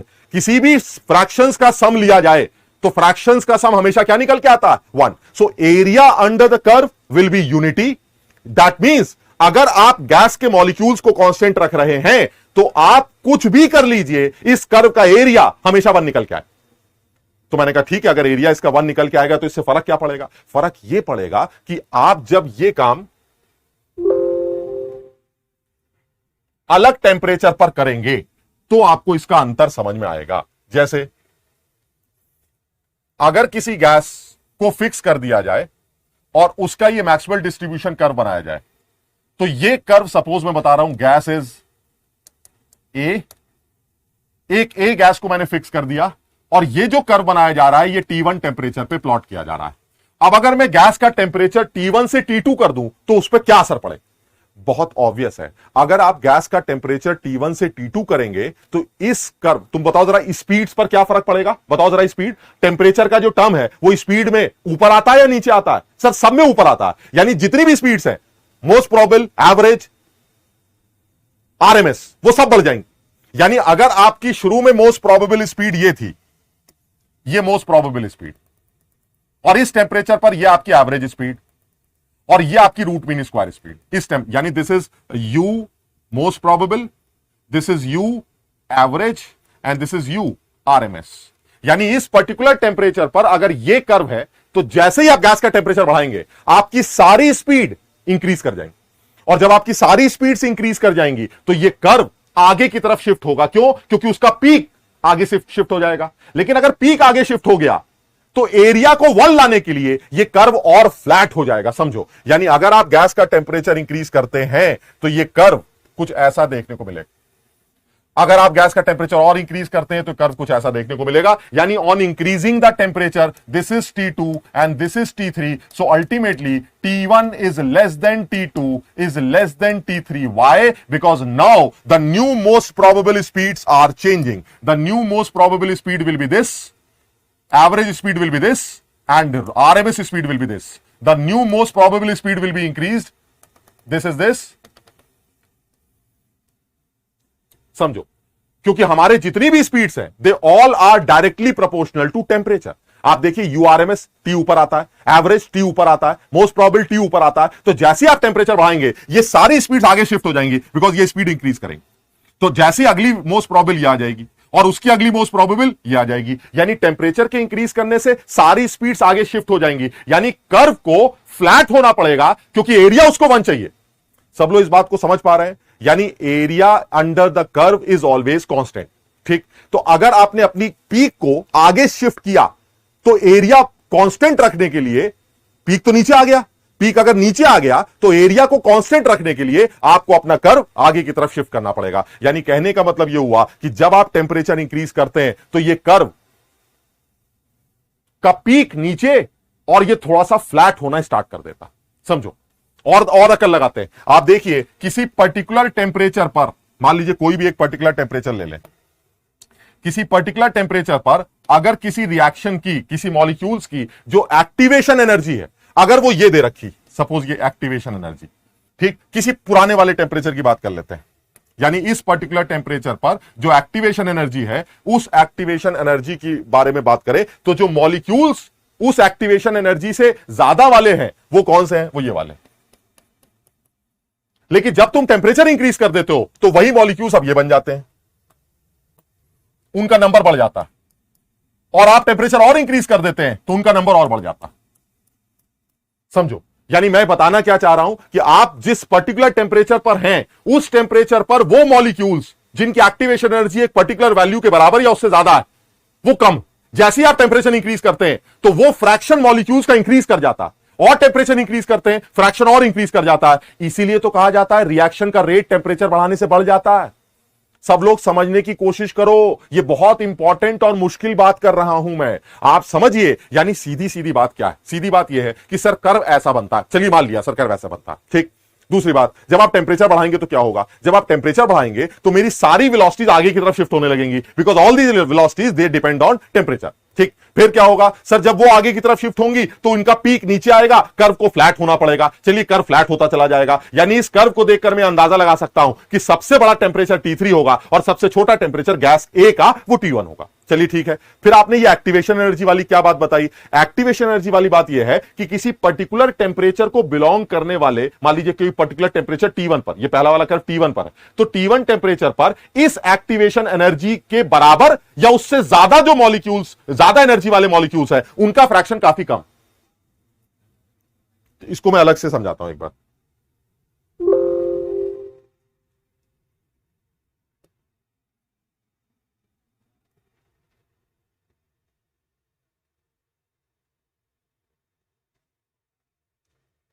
ये देखिए, एक पर्टिकुलर टेम्परेचर ले लिया, ये टेम्परेचर बढ़ाया तो ये, टेम्परेचर और बढ़ाया तो ये, ठीक। ये मैंने 3 अलग अलग टेम्परेचर पर ये कर्व बना लिए। अब क्या होगा सर? ये जो गैस ए है मेरी, ये गैस ये T1 टेम्परेचर पर है, ये T2 टेम्परेचर पर है, और यहां ये T3 टेम्परेचर पे। तो एक चीज तो वैसे ही समझ में आ गया सर, T3 बड़ा है T2 से, T2 बड़ा है T1 से। एक बात ये खत्म हो गई। अच्छा, अब ये समझ में आता है कि मोस्ट प्रोबेबल स्पीड्स का क्या हो रहा है। सर मोस्ट प्रोबेबल स्पीड जो है वो नीचे की तरफ, आगे की तरफ बढ़ती चली जा रही है, क्योंकि पहले वाली मोस्ट प्रोबेबल स्पीड ये थी, अब मोस्ट प्रोबेबल स्पीड ये है, और ये वाली मोस्ट प्रोबेबल स्पीड, यानी ये मोस्ट प्रोबेबल स्पीड या सारी स्पीड्स ये आगे की तरफ इंक्रीज कर रही, क्योंकि टेम्परेचर बढ़ेगा तो ये सारी स्पीड्स इंक्रीज करेंगी, ये सारी स्पीड्स आगे की तरफ शिफ्ट हो रही। चलिए ठीक, यहां तक ठीक है। अच्छा, और ये कर्व फ्लैट क्यों हो रहा है? क्योंकि sir area under the curve हमेशा कांस्टेंट है, तो अगर आप इस कर्व को आगे की तरफ लेके जाते हैं तो एरिया बढ़ने लगेगा, उसको बढ़ाने के ना बढ़े तो ये कर्व दबने लगता है, ताकि एरिया अंडर द कर्व वो हमेशा कांस्टेंट निकल के आए 1।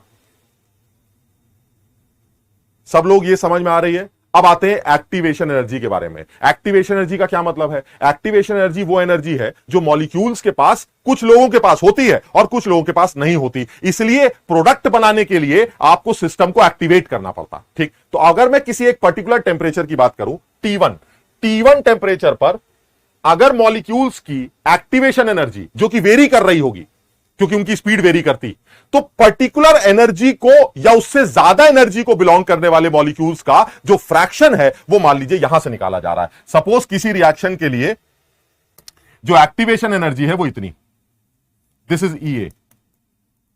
किसी पर्टिकुलर रिएक्शन के होने के लिए आपको इतनी एनर्जी मॉलिक्यूल्स की चाहिए, ठीक, वरना रिएक्शन नहीं होगी। तो मैंने कहा ये बताइए कितने मॉलिक्यूल ऐसे हैं जिनकी एनर्जी एक्टिवेशन एनर्जी के बराबर या उससे ज्यादा है? तो उसने कहा आप कर्व बना लीजिए। ये देखिए, आपने लाइन खींच दी, ये मॉलिक्यूल्स, यानी T1 टेम्परेचर पर वो मॉलिक्यूल्स जिनकी एनर्जी एक्टिवेशन एनर्जी के बराबर या उससे ज्यादा है, वो ये लाल शेडेड एरिया का फ्रैक्शन। ठीक, अच्छा, अब उसने कहा ये बताइए अगर मैं गैस का टेम्परेचर बढ़ाऊंगा तो क्या होगा? आप खुद देख लीजिए, इसी एक्टिवेशन को बिलोंग करने वाले लोग अब टेम्परेचर बढ़ाने से ज्यादा दिखाई देंगे आपको। ये देखिए आप, अब आपको ये लोग ज्यादा दिखाई देंगे, अब आपको इतने लोग दिखाई देंगे, यानी टेम्परेचर के इंक्रीज करने से उस पर्टिकुलर एनर्जी को बिलोंग करने वालों का फ्रैक्शन बढ़ जाता है। टेम्परेचर और बढ़ा दीजिए। सर जब आप टेम्परेचर और बढ़ा देंगे तो क्या होगा? टेम्परेचर और बढ़ाने से उस पर्टिकुलर टेम्परेचर पर, जिस टेम्परेचर की आप बढ़ाने की बात कर रहे हैं, उस पर्टिकुलर एक्टिवेशन एनर्जी को बिलोंग करने वालों का फ्रैक्शन और इंक्रीज कर जाएगा। ये देखिए आप, यानी मैं ये बताना चाह रहा हूं कि गैस का रिएक्शन, यानी किसी भी रिएक्शन का जो रेट है वो टेम्परेचर इंक्रीज करने से क्यों बढ़ता है? वो इसलिए बढ़ता है क्योंकि पर्टिकुलर एक्टिवेशन एनर्जी को बिलोंग करने वाले मॉलिक्यूल्स का फ्रैक्शन इंक्रीज करने लगता है, इसलिए रिएक्शन का रेट चेंज हो जाता है। सब लोग इस बात को समझ पा रहे हैं? सब लोग बहुत ध्यान से समझने की कोशिश करना भाई। ये उन लोगों के लिए है जो लोग समझना चाह रहे हैं बात को कि मुश्किल बात क्या है इसके अंदर। ये आपके लिए सीधी बात कर रहा हूं, लेकिन समझने वाली होती है। क्या है कि टेम्परेचर बढ़ाने से क्या होगा? सर टेम्परेचर बढ़ाने से हमारी तीनों स्पीड इंक्रीज कर जाएंगी, तो यानी कर्व आगे शिफ्ट हो जाएगा। लेकिन अगर कर्व आगे शिफ्ट होगा तो एरिया बढ़ने लगेगा। एरिया को कांस्टेंट रखने के लिए कर्व को दबाना पड़ेगा, यानी कर्व दबेगा और आगे बढ़ जाएगा, यानी फ्लैट हो जाएगा जैसे जैसे टेम्परेचर बढ़ता जाए। दूसरी बात, सर इसका एक्टिवेशन एनर्जी से क्या लेना देना होगा? पर्टिकुलर टेम्परेचर पर एक्टिवेशन एनर्जी वो एनर्जी है जो मॉलिक्यूल्स के अंदर होनी चाहिए ताकि वो प्रोडक्ट में कन्वर्ट हो सके, ताकि वो रिएक्शन में पार्टिसिपेट कर सके। ठीक, अब T1 टेम्परेचर पर, जो सबसे छोटा टेम्परेचर है, उस टेम्परेचर पर जितने मॉलिक्यूल्स उस पर्टिकुलर एक्टिवेशन एनर्जी को बिलोंग करते हैं या उससे ज्यादा एनर्जी को बिलोंग करते हैं, वो फ्रैक्शन काफी कम था, वो फ्रैक्शन सिर्फ इतना था। फिर आपने टेम्परेचर बढ़ाया तो वही फ्रैक्शन और इंक्रीज करके इतना हो गया, और जब आपने टेम्परेचर और इंक्रीज किया तो वही एक्टिवेशन एनर्जी या उससे ज्यादा एनर्जी को बिलोंग करने वालों का फ्रैक्शन और इंक्रीज कर गया, अब वो इतना हो गया। यानी नंबर ऑफ मॉलिक्यूल्स इंक्रीज करते जा रहे हैं उस पर्टिकुलर एक्टिवेशन एनर्जी को लाने के लिए, अगर आप टेम्परेचर इंक्रीज करते जाते हैं, और इसीलिए रिएक्शन का रेट इंक्रीज करता जाता है। सब लोग को समझ में आया?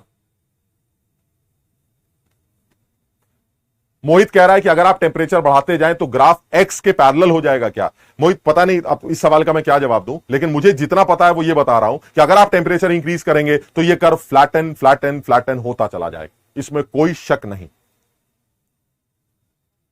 यानी रिएक्शन होने के लिए इस पर्टिकुलर सिस्टम के पास उन मॉलिक्यूल्स का फ्रैक्शन ज्यादा होना चाहिए जो उस पर्टिकुलर एनर्जी को बिलोंग करते हैं या उससे ज्यादा को बिलोंग करते हैं, और वो तभी हो सकता है जब गैस का टेम्परेचर ज्यादा हो। समझो बात, मैं सिर्फ एक बहुत ही, क्योंकि जेई के पेपर में आज तक इस एक्टिवेशन एनर्जी से रिलेटेड कोई बात नहीं की गई है, आप सब लोग इस बात को ध्यान रखिएगा कि कहीं ऐसा ना हो कि टेम्परेचर वाली बातें वो पहले कर चुका है कि टेम्परेचर बढ़ाने से क्या होता है, कर्व फ्लैट होने लगता है, रिएक्शन आगे भाग जाती वगैरह वगैरह, लेकिन एक्टिवेशन एनर्जी के बारे में उसने आज तक नहीं पूछा। आप इस बात को ध्यान रखिएगा कि ऐसा क्यों कहा जाता है कि टेम्परेचर बढ़ाने से मॉलिक्यूल्स पर्टिकुलर एक्टिवेशन एनर्जी या उससे ज्यादा एक्टिवेशन एनर्जी वाले मॉलिक्यूल्स का फ्रैक्शन इंक्रीज क्यों करता है। तो आप सीधे मैक्सवेल डिस्ट्रीब्यूशन कर्व बनाएंगे और आप उसको बताएंगे कि आप देख लीजिए कि इस छोटे टेम्परेचर पर वो एरिया काफी कम था, छोटे टेम्परेचर पर जो एरिया निकल के आया था वो काफी कम निकल के आया था, बड़ा टेम्परेचर किया एरिया बढ़ गया, और बड़ा टेम्परेचर किया एरिया और बढ़ गया, यानी टेम्परेचर बढ़ाते जाएंगे तो ये एरिया इंक्रीज करता जाएगा। आप टेम्परेचर और बढ़ा के देख लीजिए, जब आप टेम्परेचर और बढ़ाएंगे तो क्या होगा, ये कर्व और फ्लैट हो जाएगा। जब ये कर्व और फ्लैट हो जाएगा तो इसी एक्टिवेशन एनर्जी को या इससे ज्यादा एनर्जी को बिलोंग करने वालों का फ्रैक्शन और बढ़ जाएगा। ये देखिए, यानी जैसे जैसे टेम्परेचर बढ़ता जाएगा रिएक्शन में उन मॉलिक्यूल्स के एक्टिवेट होने के चांसेस या उनके एक्टिवेशन एनर्जी बढ़ती जाएगी और रिएक्शन का रेट भी इंक्रीज हो सकता है।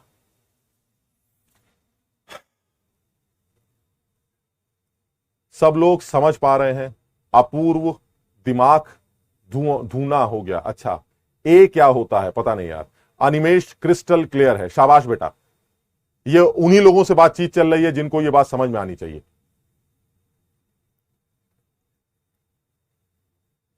नंबर ऑफ मॉलिक्यूल्स इंक्रीज कर रहे हैं बेटा, नंबर ऑफ मॉलिक्यूल्स इंक्रीज करेंगे उस पर्टिकुलर एक्टिवेशन एनर्जी के बराबर या उससे ज्यादा एनर्जी को बिलोंग करने वालों का। Sir area under the curve हमेशा 1 क्यों होता है? क्योंकि फ्रैक्शंस का सम हमेशा 1 होता है। आप 1/2, 1/3, 1/9, 1/8, 1/7, 1/4 सबको जोड़ेंगे जब भी कभी, तो वो हमेशा क्या निकल के आएगा? 1। शाबाश, बहुत सारे बच्चों को समझ में आ रहा है, वेरी गुड, शाबाश। ये आसान है, मुश्किल नहीं है, ये आसान। ठीक, अच्छा और आगे बढ़ते हैं। सर ये तो आपने किसी पर्टिकुलर गैस की बात की है टेम्परेचर के बढ़ाने से, अब आप ये बताइए कि अगर एक ही टेम्परेचर पर अलग अलग गैस ले लें तो क्या होगा? हमने कहा चलिए ये भी सोच के देख लेते हैं। एक ही टेम्परेचर पर अगर आप अलग अलग गैस ले लें तो क्या होगा? बड़ा आसान है। ये एक कर्व ले लेते हैं और ये कर्व बना लेते हैं अलग अलग गैसेस के लिए। एक गैस ये है, एक गैस ये है और एक गैस ये 3 कर्व बना लेते। अब क्या होगा? सर ये जो कर्व आपने बनाए हैं ये बताइए ये किन गैसेस के लिए बनाए गए? तो मैं उसको ये बताऊंगा कि ये कर्व है ए गैस का, ये कर्व है बी गैस का और ये कर्व है सी गैस का at constant temperature. Constant temperature पर 3 अलग अलग गैसेस हैं जिनके ये कर्व्स। सवाल क्या है? सवाल ये है कि बताइए इनमें से कौन सी गैस सबसे ज्यादा मॉलिक्यूलर वेट रखती है? कुछ करना ही नहीं है यार। आप बताइए साफ देखकर कि जितनी भी स्पीड्स है, ये देखिए आप, most probable, most probable, most probable, सबसे ज्यादा मोस्ट प्रोबेबल स्पीड किसके पास है सर? सबसे ज्यादा मोस्ट प्रोबेबल स्पीड सी के पास। यही तो स्पीड है, यानी मोस्ट प्रोबेबल स्पीड सबसे ज्यादा सर सी के पास। और अगर सी के पास ये स्पीड सबसे ज्यादा है तो इसका मतलब यह हुआ, क्योंकि आपने बताया था कि जो मोस्ट प्रोबेबल स्पीड होती है या फिर जो रूट मीन स्क्वायर स्पीड होती है या जो एवरेज स्पीड होती है वो हमेशा टेम्परेचर के साथ डायरेक्ट रिश्ता रखती है और मॉलिक्यूलर वेट के साथ उल्टा रिश्ता रखती है। क्या समझ में आया सर? मॉलिक्यूलर वेट अगर ज्यादा होने लगेगा तो मोस्ट प्रोबेबल स्पीड कम होने लगेगी, और मॉलिक्यूलर वेट अगर कम होने लगेगा तो मोस्ट प्रोबेबल स्पीड बढ़ने लगेगी। सर आप बता रहे हैं सी की मोस्ट प्रोबेबल स्पीड सबसे ज्यादा है, इसका मतलब उसका मॉलिक्यूलर वेट सबसे कम रहा होगा, because temperature is constant for every gas. That means अगर आप यहां से रिलेशन निकालना चाहते हैं तो मॉलिक्यूलर वेट सबसे कम है सी का, फिर बी का, और सबसे ज्यादा मॉलिक्यूलर वेट ए का होना चाहिए, जिसकी वजह से उसकी मोस्ट प्रोबेबल स्पीड सबसे कम निकल के आ रही। कुछ समझ में आया ये बात? शाबाश, बहुत सारे बच्चे बता रहे हैं इसका आंसर, वेरी गुड। इसका मतलब ये हुआ अगर गैस फिक्स है तो मॉलिक्यूलर वेट फिक्स होगा। उज्जवल कुमार लाल, ये क्या बना रहे हो बे? यानी अगर मॉलिक्यूलर वेट फिक्स है तो टेम्परेचर डिसाइड करेगा, क्योंकि मॉलिक्यूलर वेट अगर फिक्स है दैट मींस गैस अगर फिक्स है तो टेम्परेचर ज्यादा, सारी स्पीड ज्यादा। ठीक, अगर टेम्परेचर फिक्स है तो मॉलिक्यूलर वेट डिसाइड करेगा अलग अलग गैसेस का, कि अगर स्पीड ज्यादा तो मॉलिक्यूलर वेट कम, और अगर स्पीड्स कम तो मॉलिक्यूलर वेट ज्यादा। यानी आप कर्व को देखकर यह अंदाजा लगा सकते हैं कि कौन सा कर्व किस गैस को बिलोंग करता है। सोचो अगर एबीसी गैस का नाम दे दिया जाए और आपसे पूछा जाए बताइए ए गैस कौन सी है, बी गैस कौन सी है, सी गैस कौन सी है, तो आप आसानी से बता सकते हैं सर जो कर्व सबसे आगे बन रहा है एट पर्टिकुलर टेम्परेचर वो कर्व सबसे कम मॉलिक्यूलर वेट वाली गैस का होगा, और जो सबसे ऊपर की तरफ बन रहा है पहले की तरफ, जिसकी चोंच ऊंचे है, उस केस में वो कर्व सबसे ज्यादा मॉलिक्यूलर वेट को बिलोंग करने वाली गैस का बनाया जाएगा एट कांस्टेंट टेम्परेचर। समझ गए बात? और बात करते हैं सर, इससे पहले वाला जो कर्व बनाया था उसमें आपने टेम्परेचर को गैस को फिक्स कर दिया था, that is molecular weight fix था और टेम्परेचर चेंज कर रहे हैं। इस वाले कर्व में आपने टेम्परेचर को कांस्टेंट रख दिया लेकिन गैसेस का नाम बदल दिया। अब मैं तीसरा कर्व बना रहा हूं जिसमें टेम्परेचर भी बदल दूंगा और गैस का नाम भी बदल दूंगा, यानी थर्ड कर्व जो बनना चाहिए वो ये बना लेते हैं, जिसमें टेम्परेचर भी बदल देंगे और मॉलिक्यूलर वेट भी बदल देंगे। यानी एक कर्व ये गैस का है, एक कर्व इस गैस का है, और एक कर्व ये ले लेते हैं। Now this is gas A, this is gas B and this is gas C. A gas का मॉलिक्यूलर वेट Ma और टेम्परेचर Ta है, बी गैस का मॉलिक्यूलर वेट Mb और टेम्परेचर Tb है, और सी गैस का मॉलिक्यूलर वेट Mc और temperature Tc। क्या आप सोच के बता सकते हो कि इनमें से किस मतलब अगर मैं बोलूं तुम्हें कि क्या रिलेशन बनेगा, टेम्परेचर किसका ज्यादा है, मॉलिक्यूलर वेट किसका ज्यादा है, क्या रिलेशन बना सकते हो? सर इस बार कुछ नहीं कह सकते। क्यों? क्योंकि एक चीज समझ में आती है कि जो मेरी स्पीड्स होती, कोई भी स्पीड अगर आप लेते हैं तो they will be directly proportional to under root, चाहे वो मोस्ट प्रोबेबल स्पीड हो, चाहे वो एवरेज स्पीड हो, चाहे वो रूट मीन स्क्वायर स्पीड हो, वो हमेशा रूट टी बाई एम से लिंक होती है सर। अब आप ये कह रहे हैं कि टी भी अलग है और एम भी अलग है, तो मैं डिसाइड ही नहीं कर सकता। मैं इतना जरूर कह सकता हूं जिस आदमी की स्पीड्स ज्यादा है, कौन सी, average, most probable, root mean square, जिसकी वो ज्यादा है उसके लिए ये वैल्यू ज्यादा होगी सर, बस इतना पता है मुझे। इससे पहले आपने कौन सा कर्व बनाया था सर? टी को कांस्टेंट रखा, एम से आंसर निकाला, एम को कांस्टेंट रखा, टी से आंसर निकाला। अब दोनों ही वेरिएबल है तो सर एक चीज कंफर्म है, सी गैस की मोस्ट प्रोबेबल या सारी स्पीड सबसे ज्यादा है सर। सी गैस के लिए ये सारी वैल्यू सबसे बड़ी, बी के लिए ये वैल्यू कम, और ए के लिए सारी स्पीड सबसे कम आ रही है। तो अगर स्पीड सारी सी गैस के लिए सबसे ज्यादा है तो सर एक चीज तो वैसे ही समझ में आता है मुझे कि सी गैस के लिए रूट टी बाई एम सबसे बड़ा होना चाहिए, तभी ये सारी स्पीड्स बड़ी निकल के आएंगी। यानी कहने का मतलब root of TC by MC sir ये बड़ा होना चाहिए root of TB by MC से, सर ये बड़ा होना चाहिए root of TA by MS. आप सर इतनी इंफॉर्मेशन दे सकते हैं सर, आप टीसी को टीए टीबी के साथ या एमसी को एमए एमसी एमबी के साथ वो रिलेट नहीं कर सकते। समझने की कोशिश करो भाई सब लोग। हम ये कह सकते हैं कि TC by MC is greater than TB by MB, बात खत्म। इतना सही है सर। आप इतना लिख सकते हैं कि टीसी बाई एमसी की वैल्यू वो बड़ी है टीबी बाई एमबी से, ये बड़ी है टीए बाई एमए से। इतनी बात तो मैं लिख सकता हूं, लेकिन इनमें से किसका टेम्परेचर बड़ा है और किसका मॉलिक्यूलर वेट बड़ा है ये नहीं कह सकता सर मैं। इससे पहले वाले केसेस में कह सकता था, क्यों? क्योंकि इससे पहले वाले केसेस में सर टी कांस्टेंट था तो एम ने डिसाइड कर लिया, एम कांस्टेंट था तो टी ने डिसाइड कर लिया। अब दोनों ही वेरिएबल है तो जो कर्व सबसे आगे होगा उसका टी बाई एम सबसे बड़ा होगा। बस इतना पता है मुझे, इतना कह सकता हूं, इसके अलावा कुछ नहीं कह सकता। बताओ समझे बात को? सबके बात समझ में आ रही है? सर कर्व का लास्ट पार्ट ही ये क्यों नहीं नहीं नहीं नहीं नहीं नहीं, कर्व का लास्ट पार्ट डिफाइन नहीं कर रहा है ये सिर्फ कर्व का लास्ट पार्ट डिफाइन नहीं कर रहा है, सिर्फ वो ये कहना चाह रहा है कि जनरली पर्टिकुलर एक्टिवेशन एनर्जी को बिलोंग करने वालों के फ्रैक्शन में अंतर आता है जब आप टेंपरेचर इंक्रीज करते हैं। बस वो इतना बताना चाह रहा है। सर ग्राफ पैरेलल नहीं होगा बिकॉज रेट बढ़ता जाएगा। शाबाश, बहुत सारे बच्चों को समझ में आ गया, बहुत बढ़िया, वेरी गुड। अब और आगे बढ़ते हैं। वो कह रहा चलिए सर इस पे तो बहुत सारी बातें कर ली आपने, थोड़ा सा और आगे बढ़ के देखते हैं। ठीक, अब थोड़ा सा और गंदी बात करने जा रहे हैं इसके अंदर, लेकिन जैसे एक सवाल कर लेते हैं उसके बाद जरा सा बात करेंगे। जल्दी से बता दो इस कर्व को देखकर, जल्दी से सोच के बताओ।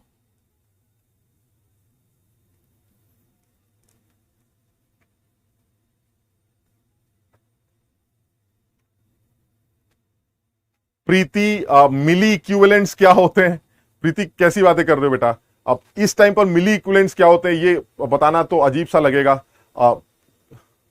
मोल्स को एन फैक्टर से मल्टीप्लाई करके इक्विवेलेंट्स निकाल लिए जाते हैं, और इक्विवेलेंट्स को 1000 से मल्टीप्लाई कर दिया जाए अगर तो मिली इक्विवेलेंट्स निकाल आते हैं। यानी आपको याद क्या रखना है, मोल्स इंटू एन फैक्टर, ये इक्विवेलेंट्स दे देते हैं। एन फैक्टर निकालने के अपने कुछ तरीके होते हैं जो हमें सीखने पड़ते हैं।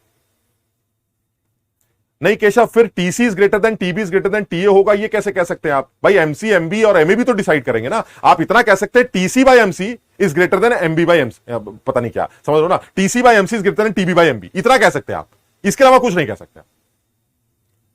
ये कितना आसान सवाल है, देखिए कहां गया सवाल ये। हाँ, वो कह रहा है बताइए ये जो कर्व है वो कौन किसको बताता है? अरे तो बड़ा आसान है ना यार, उसने क्या क्या कांस्टेंट कर दिया पहले ये बताओ।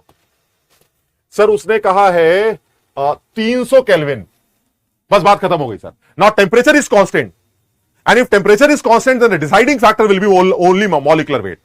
दैट कर्व जो कि आगे की तरफ है उसका उसकी स्पीड बढ़ी, उसकी सारी स्पीड बढ़ी। ये देखिए आप, ये छोटी स्पीड्स वाले लोग और ये बड़ी स्पीड वाले लोग, स्पीड ये है ना, तो ज्यादा स्पीड वाला लोग आगे वाले, इसका मतलब आगे वालों का मॉलिक्यूलर वेट कम होना चाहिए तभी उनकी स्पीड ज्यादा है। बात समझे बात को? तो इन दोनों गैसेस में कम मॉलिक्यूलर वेट किसका है? सर नाइट्रोजन का है। तो नाइट्रोजन वाला कर्व सेकंड होना चाहिए और क्लोरीन वाला कर्व फर्स्ट होना चाहिए। बताओ समझे बात को? तो second graph is for nitrogen and first graph is for Cl2। बिल्कुल सही, बिकॉज टेम्परेचर इज कांस्टेंट।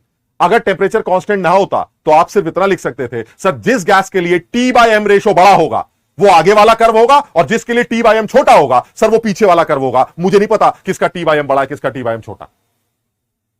हाँ, अगर वो टेम्परेचर्स दे देता अलग अलग गैसेस के तो आप T/M की वैल्यू निकालकर आंसर निकाल सकते थे। समझ रहे हो ना? यानी T/M बड़ा आएगा तो आगे जाएंगे, T/M छोटा आएगा तो पीछे जाएंगे। शाबाश, बहुत बच्चे आंसर बता रहे हैं, वेरी गुड। उज्जवल तो आज पता नहीं क्या बना रहा है। उज्जवल क्या बना रहे हो बेटा? कुछ तबीयत खराब है आज तुम्हारी? शाबाश। मैं तो ये भी देखता हूं, तुम्हारे बैच में भी होंगे ही कुछ ऐसे, मैं तो ये भी देखता हूं बच्चे चैट में कभी कभी कुछ अजीब अजीब सी बातें लिखते हैं, कभी कभी तो गालियां भी देते हैं मास्टरों को। बताइए, हद होती है एकदम। एक आज पता नहीं कौन से बैच में क्लास ले रहा था, तो उसमें एक बच्चे में लिखता है सर आगे बढ़ो ना, क्या ही बेकार की बात कर रहे हो, ये तो बड़ा आसान है, आगे बढ़ो आगे बढ़ो। मतलब समझ लो बहुत ही डिसरेस्पेक्ट, मतलब समझ लो अजीब।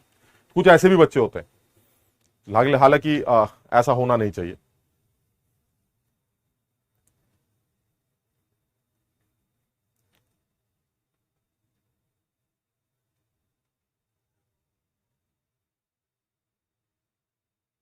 शाबाश, बहुत सारे बच्चे आंसर बता रहे हैं, वेरी गुड।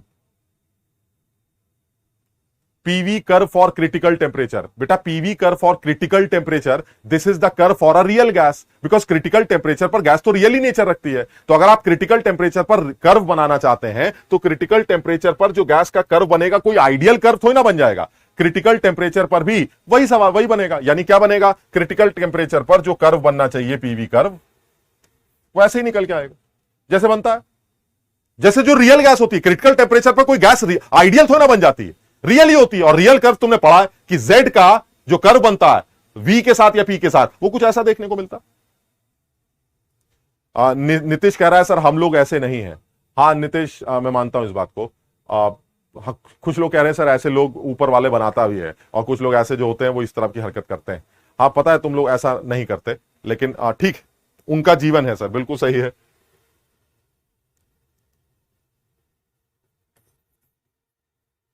और आगे बढ़ते हैं जरा।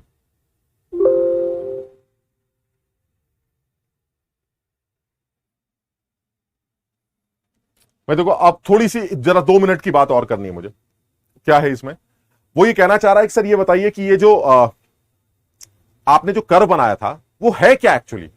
तो इस कर्व के बारे में बोला जाता है कि इस कर्व का, ये तुमने जैसे इस कर्व का एक फंक्शन होता है, जैसे y is equal to X एक फंक्शन होता है, वैसे इस कर्व का भी एक फंक्शन जिसे वेलोसिटी डिस्ट्रीब्यूशन फंक्शन के नाम से जाना जाता है, दैट इज एफ वी।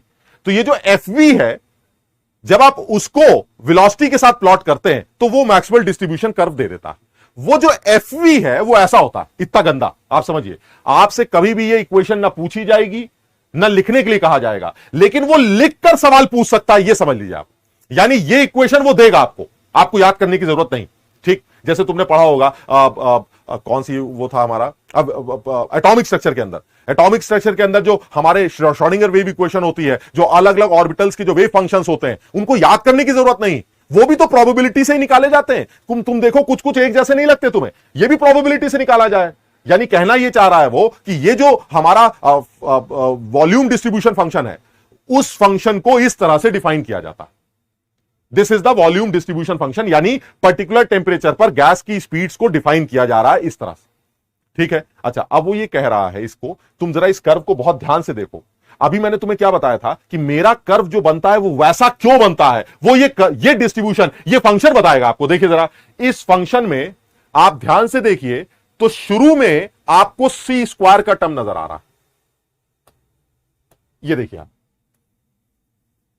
और आगे चल के आपको ये एक्सपोनेंशियल कर्व भी नजर आ रहा है।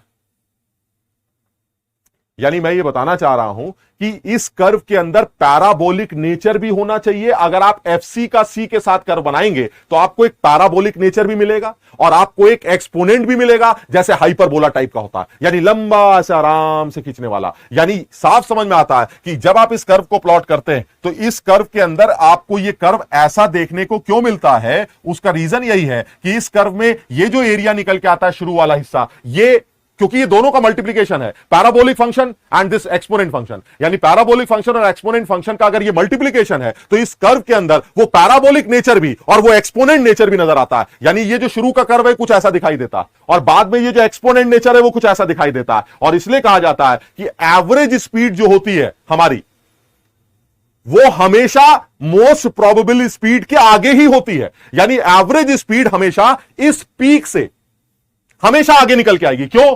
क्योंकि सर ज्यादातर लोग के मॉलिक्यूल्स तो उस तरफ है ना।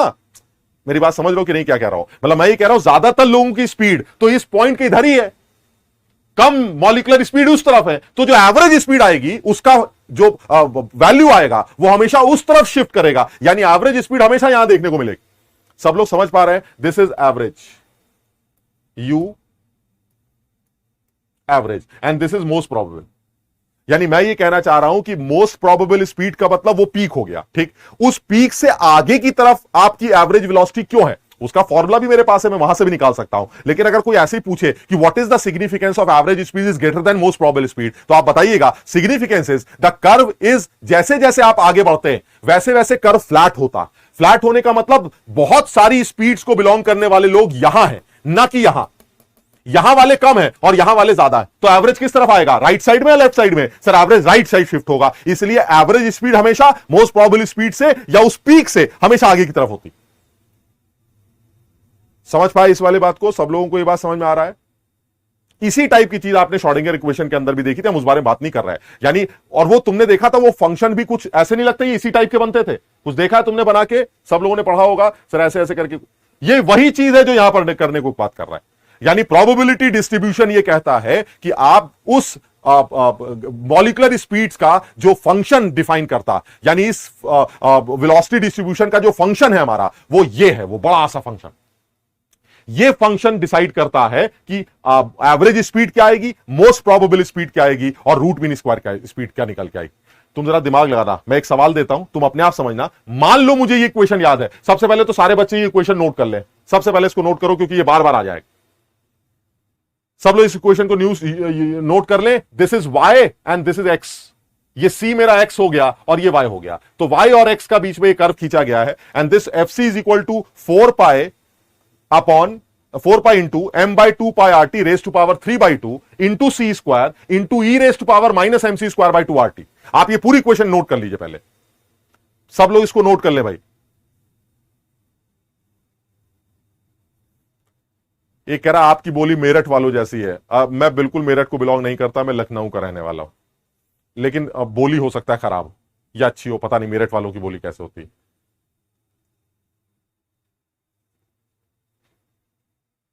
अभी सॉल्व नहीं करना है बेटा कुछ, मैं सिर्फ बता रहा हूं ये इक्वेशन होगी तुम्हें। अच्छा एक सेकंड जरा याद करते हैं, ओम सर ने तुम्हें वो डिस्ट्रीब्यूशन कर्व सिखाए थे वहां पर, ठीक?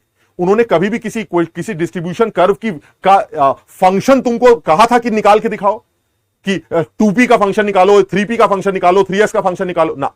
फंक्शन वो देते होंगे और उसके बाद वो तुमसे पूछते होंगे कि नोड कहां बनेगा, फलाना धमाका कहां बनेगा, क्योंकि फंक्शन मुझे पता होना चाहिए, मैं फंक्शन तो याद कर सकता हूं। ऐसे यहां पर भी है, मैं सर फंक्शन नहीं याद कर सकता, ये वेलोसिटी डिस्ट्रीब्यूशन फंक्शन मेरे पास का नहीं है, लेकिन आप वेलोसिटी डिस्ट्रीब्यूशन फंक्शन दे दीजिए तो मैं आपको बाकी सारी चीजें कैलकुलेट करके दिखा सकता हूं, जैसे मैं अभी करके दिखाता हूं। सब लोग समझ पाए?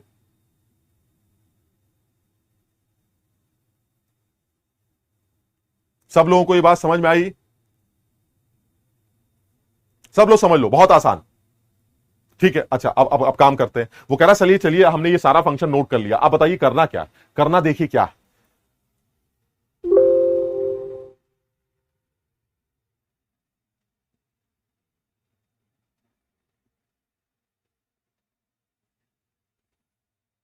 अब इस सवाल को जरा ध्यान से पढ़ो। यह जहर है उन लोगों के लिए जिन्होंने सिर्फ 2-4 बातें पढ़ रखी, लेकिन जो समझदार हैं वो ये नहीं देखेंगे कि ये सवाल जो है उस फॉर्मूले से रिलेटेड है या गंदे सी इक्वेशन से रिलेटेड ना। अकल लगाएंगे तो ये सवाल चुटकियों में सॉल्व हो जाएगा, आपको अकल लगानी। तो ये सवाल एक सिंपल सवाल है जो मैंने तुम्हारे सामने रखा है। वो कह रहा है किस टेम्परेचर पर उस वेलोसिटी डिस्ट्रीब्यूशन फंक्शन की वैल्यू मैक्सिमम होगी एट स्पीड 400 मीटर पर सेकेंड। समझो, यानी स्पीड 400 मीटर पर सेकेंड है और इस स्पीड पर उस वेलोसिटी डिस्ट्रीब्यूशन फंक्शन की वैल्यू मैक्सिमम चाहिए। क्या मतलब हुआ सर, इस स्पीड पर मैक्सिमम वैल्यू अगर आपको चाहिए तो पक्का ये स्पीड ही मेरी मोस्ट प्रोबेबल स्पीड होनी चाहिए। बताओ समझे बात को? जतिन कह रहा है सर नींद आ रही है अब तो। बेटा ऐसे टॉपिक अगर हमें पढ़ाए गए होते तो हमारे तो नींद उड़ जाती, तुम्हारी नींद शुरू हो रही है। बताइए, हद हो गई। इस टॉपिक को समझने के लिए जो आदमी जरा सा भी डल पड़ रहा है उसको कैसे समझ में आएगा? मुझे तो ये समझ में नहीं आ रहा। जो आदमी बिल्कुल अलर्ट होकर नहीं बैठेगा वो समझ ही नहीं सकता यार इसको। कैसे सॉल्व करें? सब लोग इस बात को तो मानते हैं ना, सब लोग इस बात को मान रहे हैं कि सर ये जो आपने फंक्शन लिखा, ये जो आपने इंफॉर्मेशन दे रखी है, वो इंफॉर्मेशन मोस्ट प्रोबेबल स्पीड की लगती। This is for most probable speed. Why? Because at this speed जो आपने बताया है कि at this speed the velocity distribution function is maximum, will have the maximum value. So that means ये तो clear हो गया सर कि अगर velocity distribution function का maximum value की बात कर रहे हैं तो इसका मतलब ये हुआ कि ये maximum function यहां होगा। This is the maximum value of this fc, और अगर इस fc की ये maximum value है तो सर वो velocity पक्का most probable velocity होगी। और अगर वो मोस्ट प्रोबेबल वेलोसिटी है तो हमने याद कर रखा है मोस्ट प्रोबेबल वेलोसिटी √2RT/m से निकाली जाती है। सर सब कुछ आपने सवाल में दे रखा है, वेलोसिटी आपने दे दी, आपने वैल्यू पुट कर दी, टेम्परेचर आप कैलकुलेट कर लीजिएगा। बेटा एक बात का ध्यान रखना, जो मैं कई बार गलत कर चुका हूं वो तुम्हें बता रहा हूं। मॉलिक्यूलर वेट इस गैस का जिसको ऑक्सीजन कहा जाता है वो 32 नहीं 32 इंटू 10⁻³ रखा जाएगा, केजी में रखा जाएगा, क्योंकि आर जूल में रखोगे। मेरी इस बात को ध्यान रखना, m will be 32 into 10⁻³ kg। यानी इस कैलकुलेशन में या इस तरह की रूट मीन स्क्वायर वेलोसिटीज या मोस्ट प्रोबेबल या एवरेज वेलोसिटीज के कैलकुलेशन में मॉलिक्यूलर वेट हमेशा किलोग्राम में, क्योंकि आर की वैल्यू जूल में दी जाती है, दैट इज एसआई यूनिट, तो मास को भी एसआई यूनिट में रखना पड़ेगा, तब जाके टेंपरेचर केल्विन में निकल के आएगा। कुछ समझे?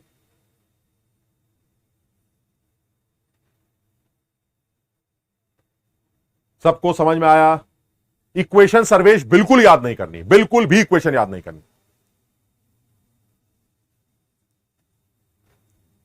जो भी इसका आंसर आएगा, मुझे आंसर नहीं पता, जो भी इसका आंसर निकल गया, मुझे लगता है शायद सी आंसर आएगा, शायद, मुझे पता नहीं, तुम इसको सॉल्व कर सकते हो आराम से। अश्वनी कह रहा है सर आप सही कह रहे हैं, मेरी तो नींद उड़ गई इसको देखकर। हाँ वाकई में इसमें इसको देखकर नींद उड़नी चाहिए, लेकिन मुश्किल नहीं है, इसको इंटरेस्टिंग माना जा सकता है, मतलब मेरे लिए ये इंटरेस्टिंग है, बट मुझे ये मुश्किल नहीं लगता, ठीक है ना। और एक एग्जाम्पल ले लेते हैं फटाफट एकदम से।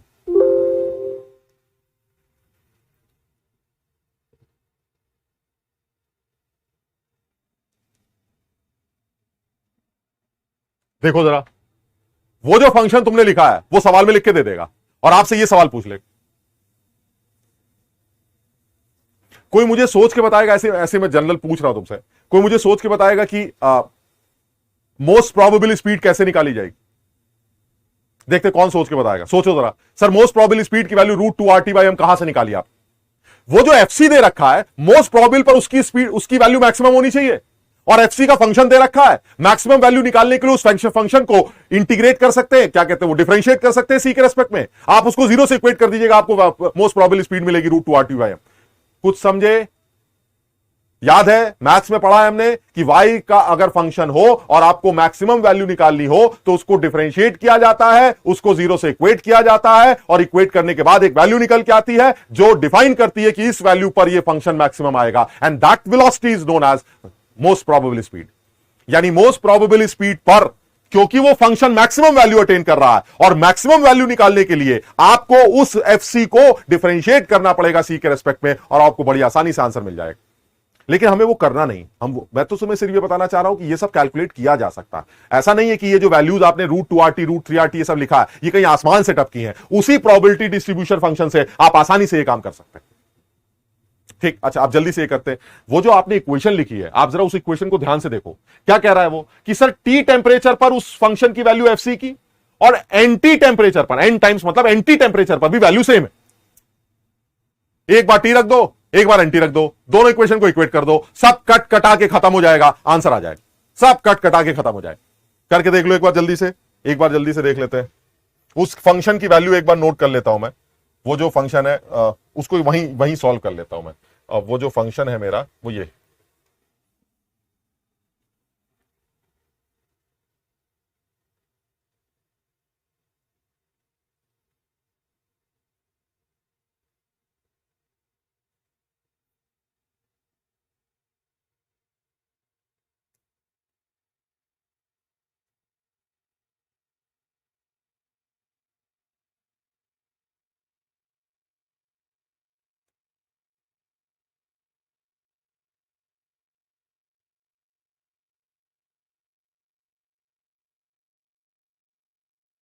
ठीक। अब जरा इसी फंक्शन पर वो दोनों वैल्यूज पुट करते हैं, एक बार टी को टी रखते हैं, एक बार टी को एनटी रखते हैं, सॉल्व कर लेते हैं, खत्म हो जाएगा। एक बार करके देखो जरा, क्योंकि वो दोनों टेंपरेचर पर एफसी की वैल्यू सेम चाहता है, तो एफसी उसने लिख के दे दिया, आप दोनों की वैल्यूज को इक्वेट कर दीजिए, आ जाएगा।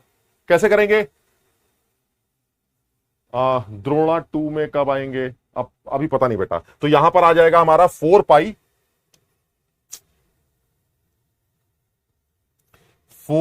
पाई into m/2πRT raise to power 3/2 is equal, नहीं, इंटू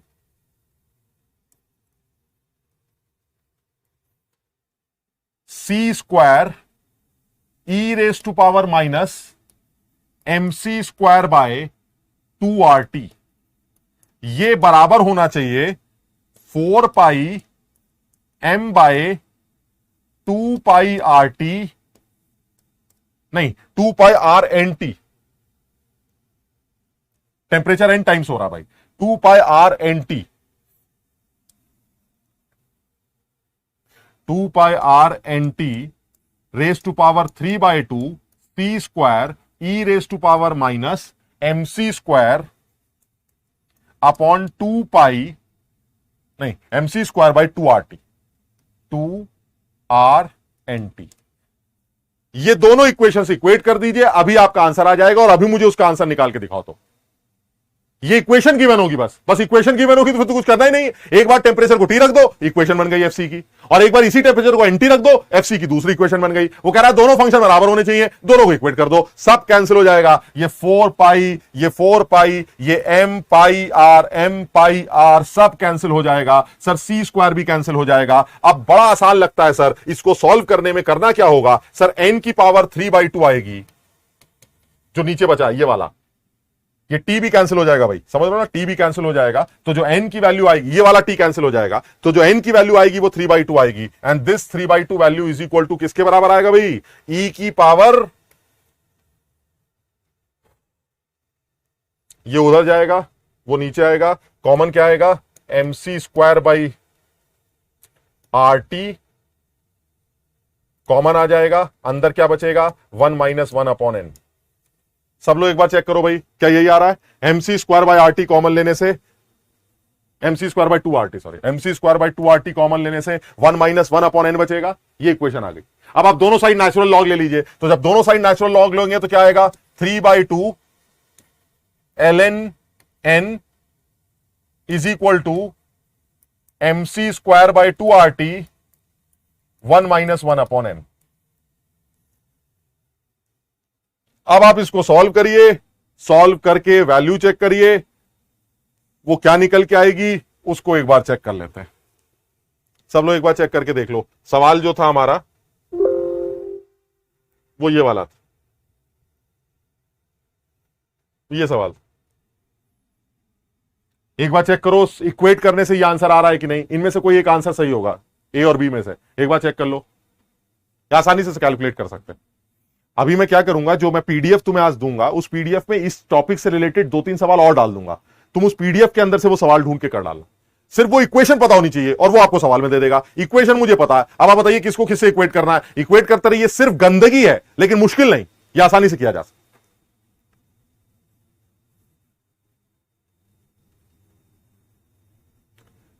सबके समझ में आ गया, यहां तक ठीक है। आलोक तुम द्रोणा 2 में हो लेकिन केमिस्ट्री यहां पढ़ रहे हो, अच्छा। निखिल कह रहा है सर मेरे तो हेलमेट लग गया। निखिल हेलमेट नहीं, आप जब समझेंगे, आप सिर्फ ये सोचेंगे, और इंजीनियरिंग की तैयारी करने वाले बच्चे जो जेई की तैयारी कर रहे हैं उनके लिए ये सब चीजें मुश्किल थोड़ी ना होती हैं यार।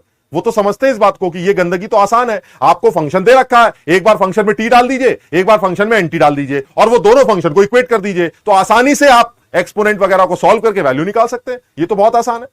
और बच्चे बता भी रहे हैं, देखो कितने सारे लोग इसका आंसर बता रहे हैं कि बी आएगा, तो बी हो जाएगा। इसको चेक कर लेते हैं। तो आज इतना ही करते हैं। कल की क्लास में शुरू में 15 मिनट के अंदर 20 मिनट के अंदर ईडियोमेट्री खत्म हो जाएगी, बहुत आसान होती है, और उसके बाद कल ही इक्विलिब्रियम स्टार्ट कर देंगे, केमिकल इक्विलिब्रियम। तो आज जो भी कुछ कराया गया उसको रिवाइज करो, अच्छी तरह से पढ़ डालो और फिर आगे बढ़ते हैं। इक्वेशन याद नहीं करनी है, मैं कई बार बोल चुका हूं, इक्वेशन याद नहीं करनी है, वो आपको सवाल में देगा। क्लियर है ये? यहां तक ठीक है, आगे बढ़े, बात खत्म। तो अब कल की क्लास में मुलाकात होती है, कल फिर मिलेंगे। तब तक के लिए थैंक यू सो मच।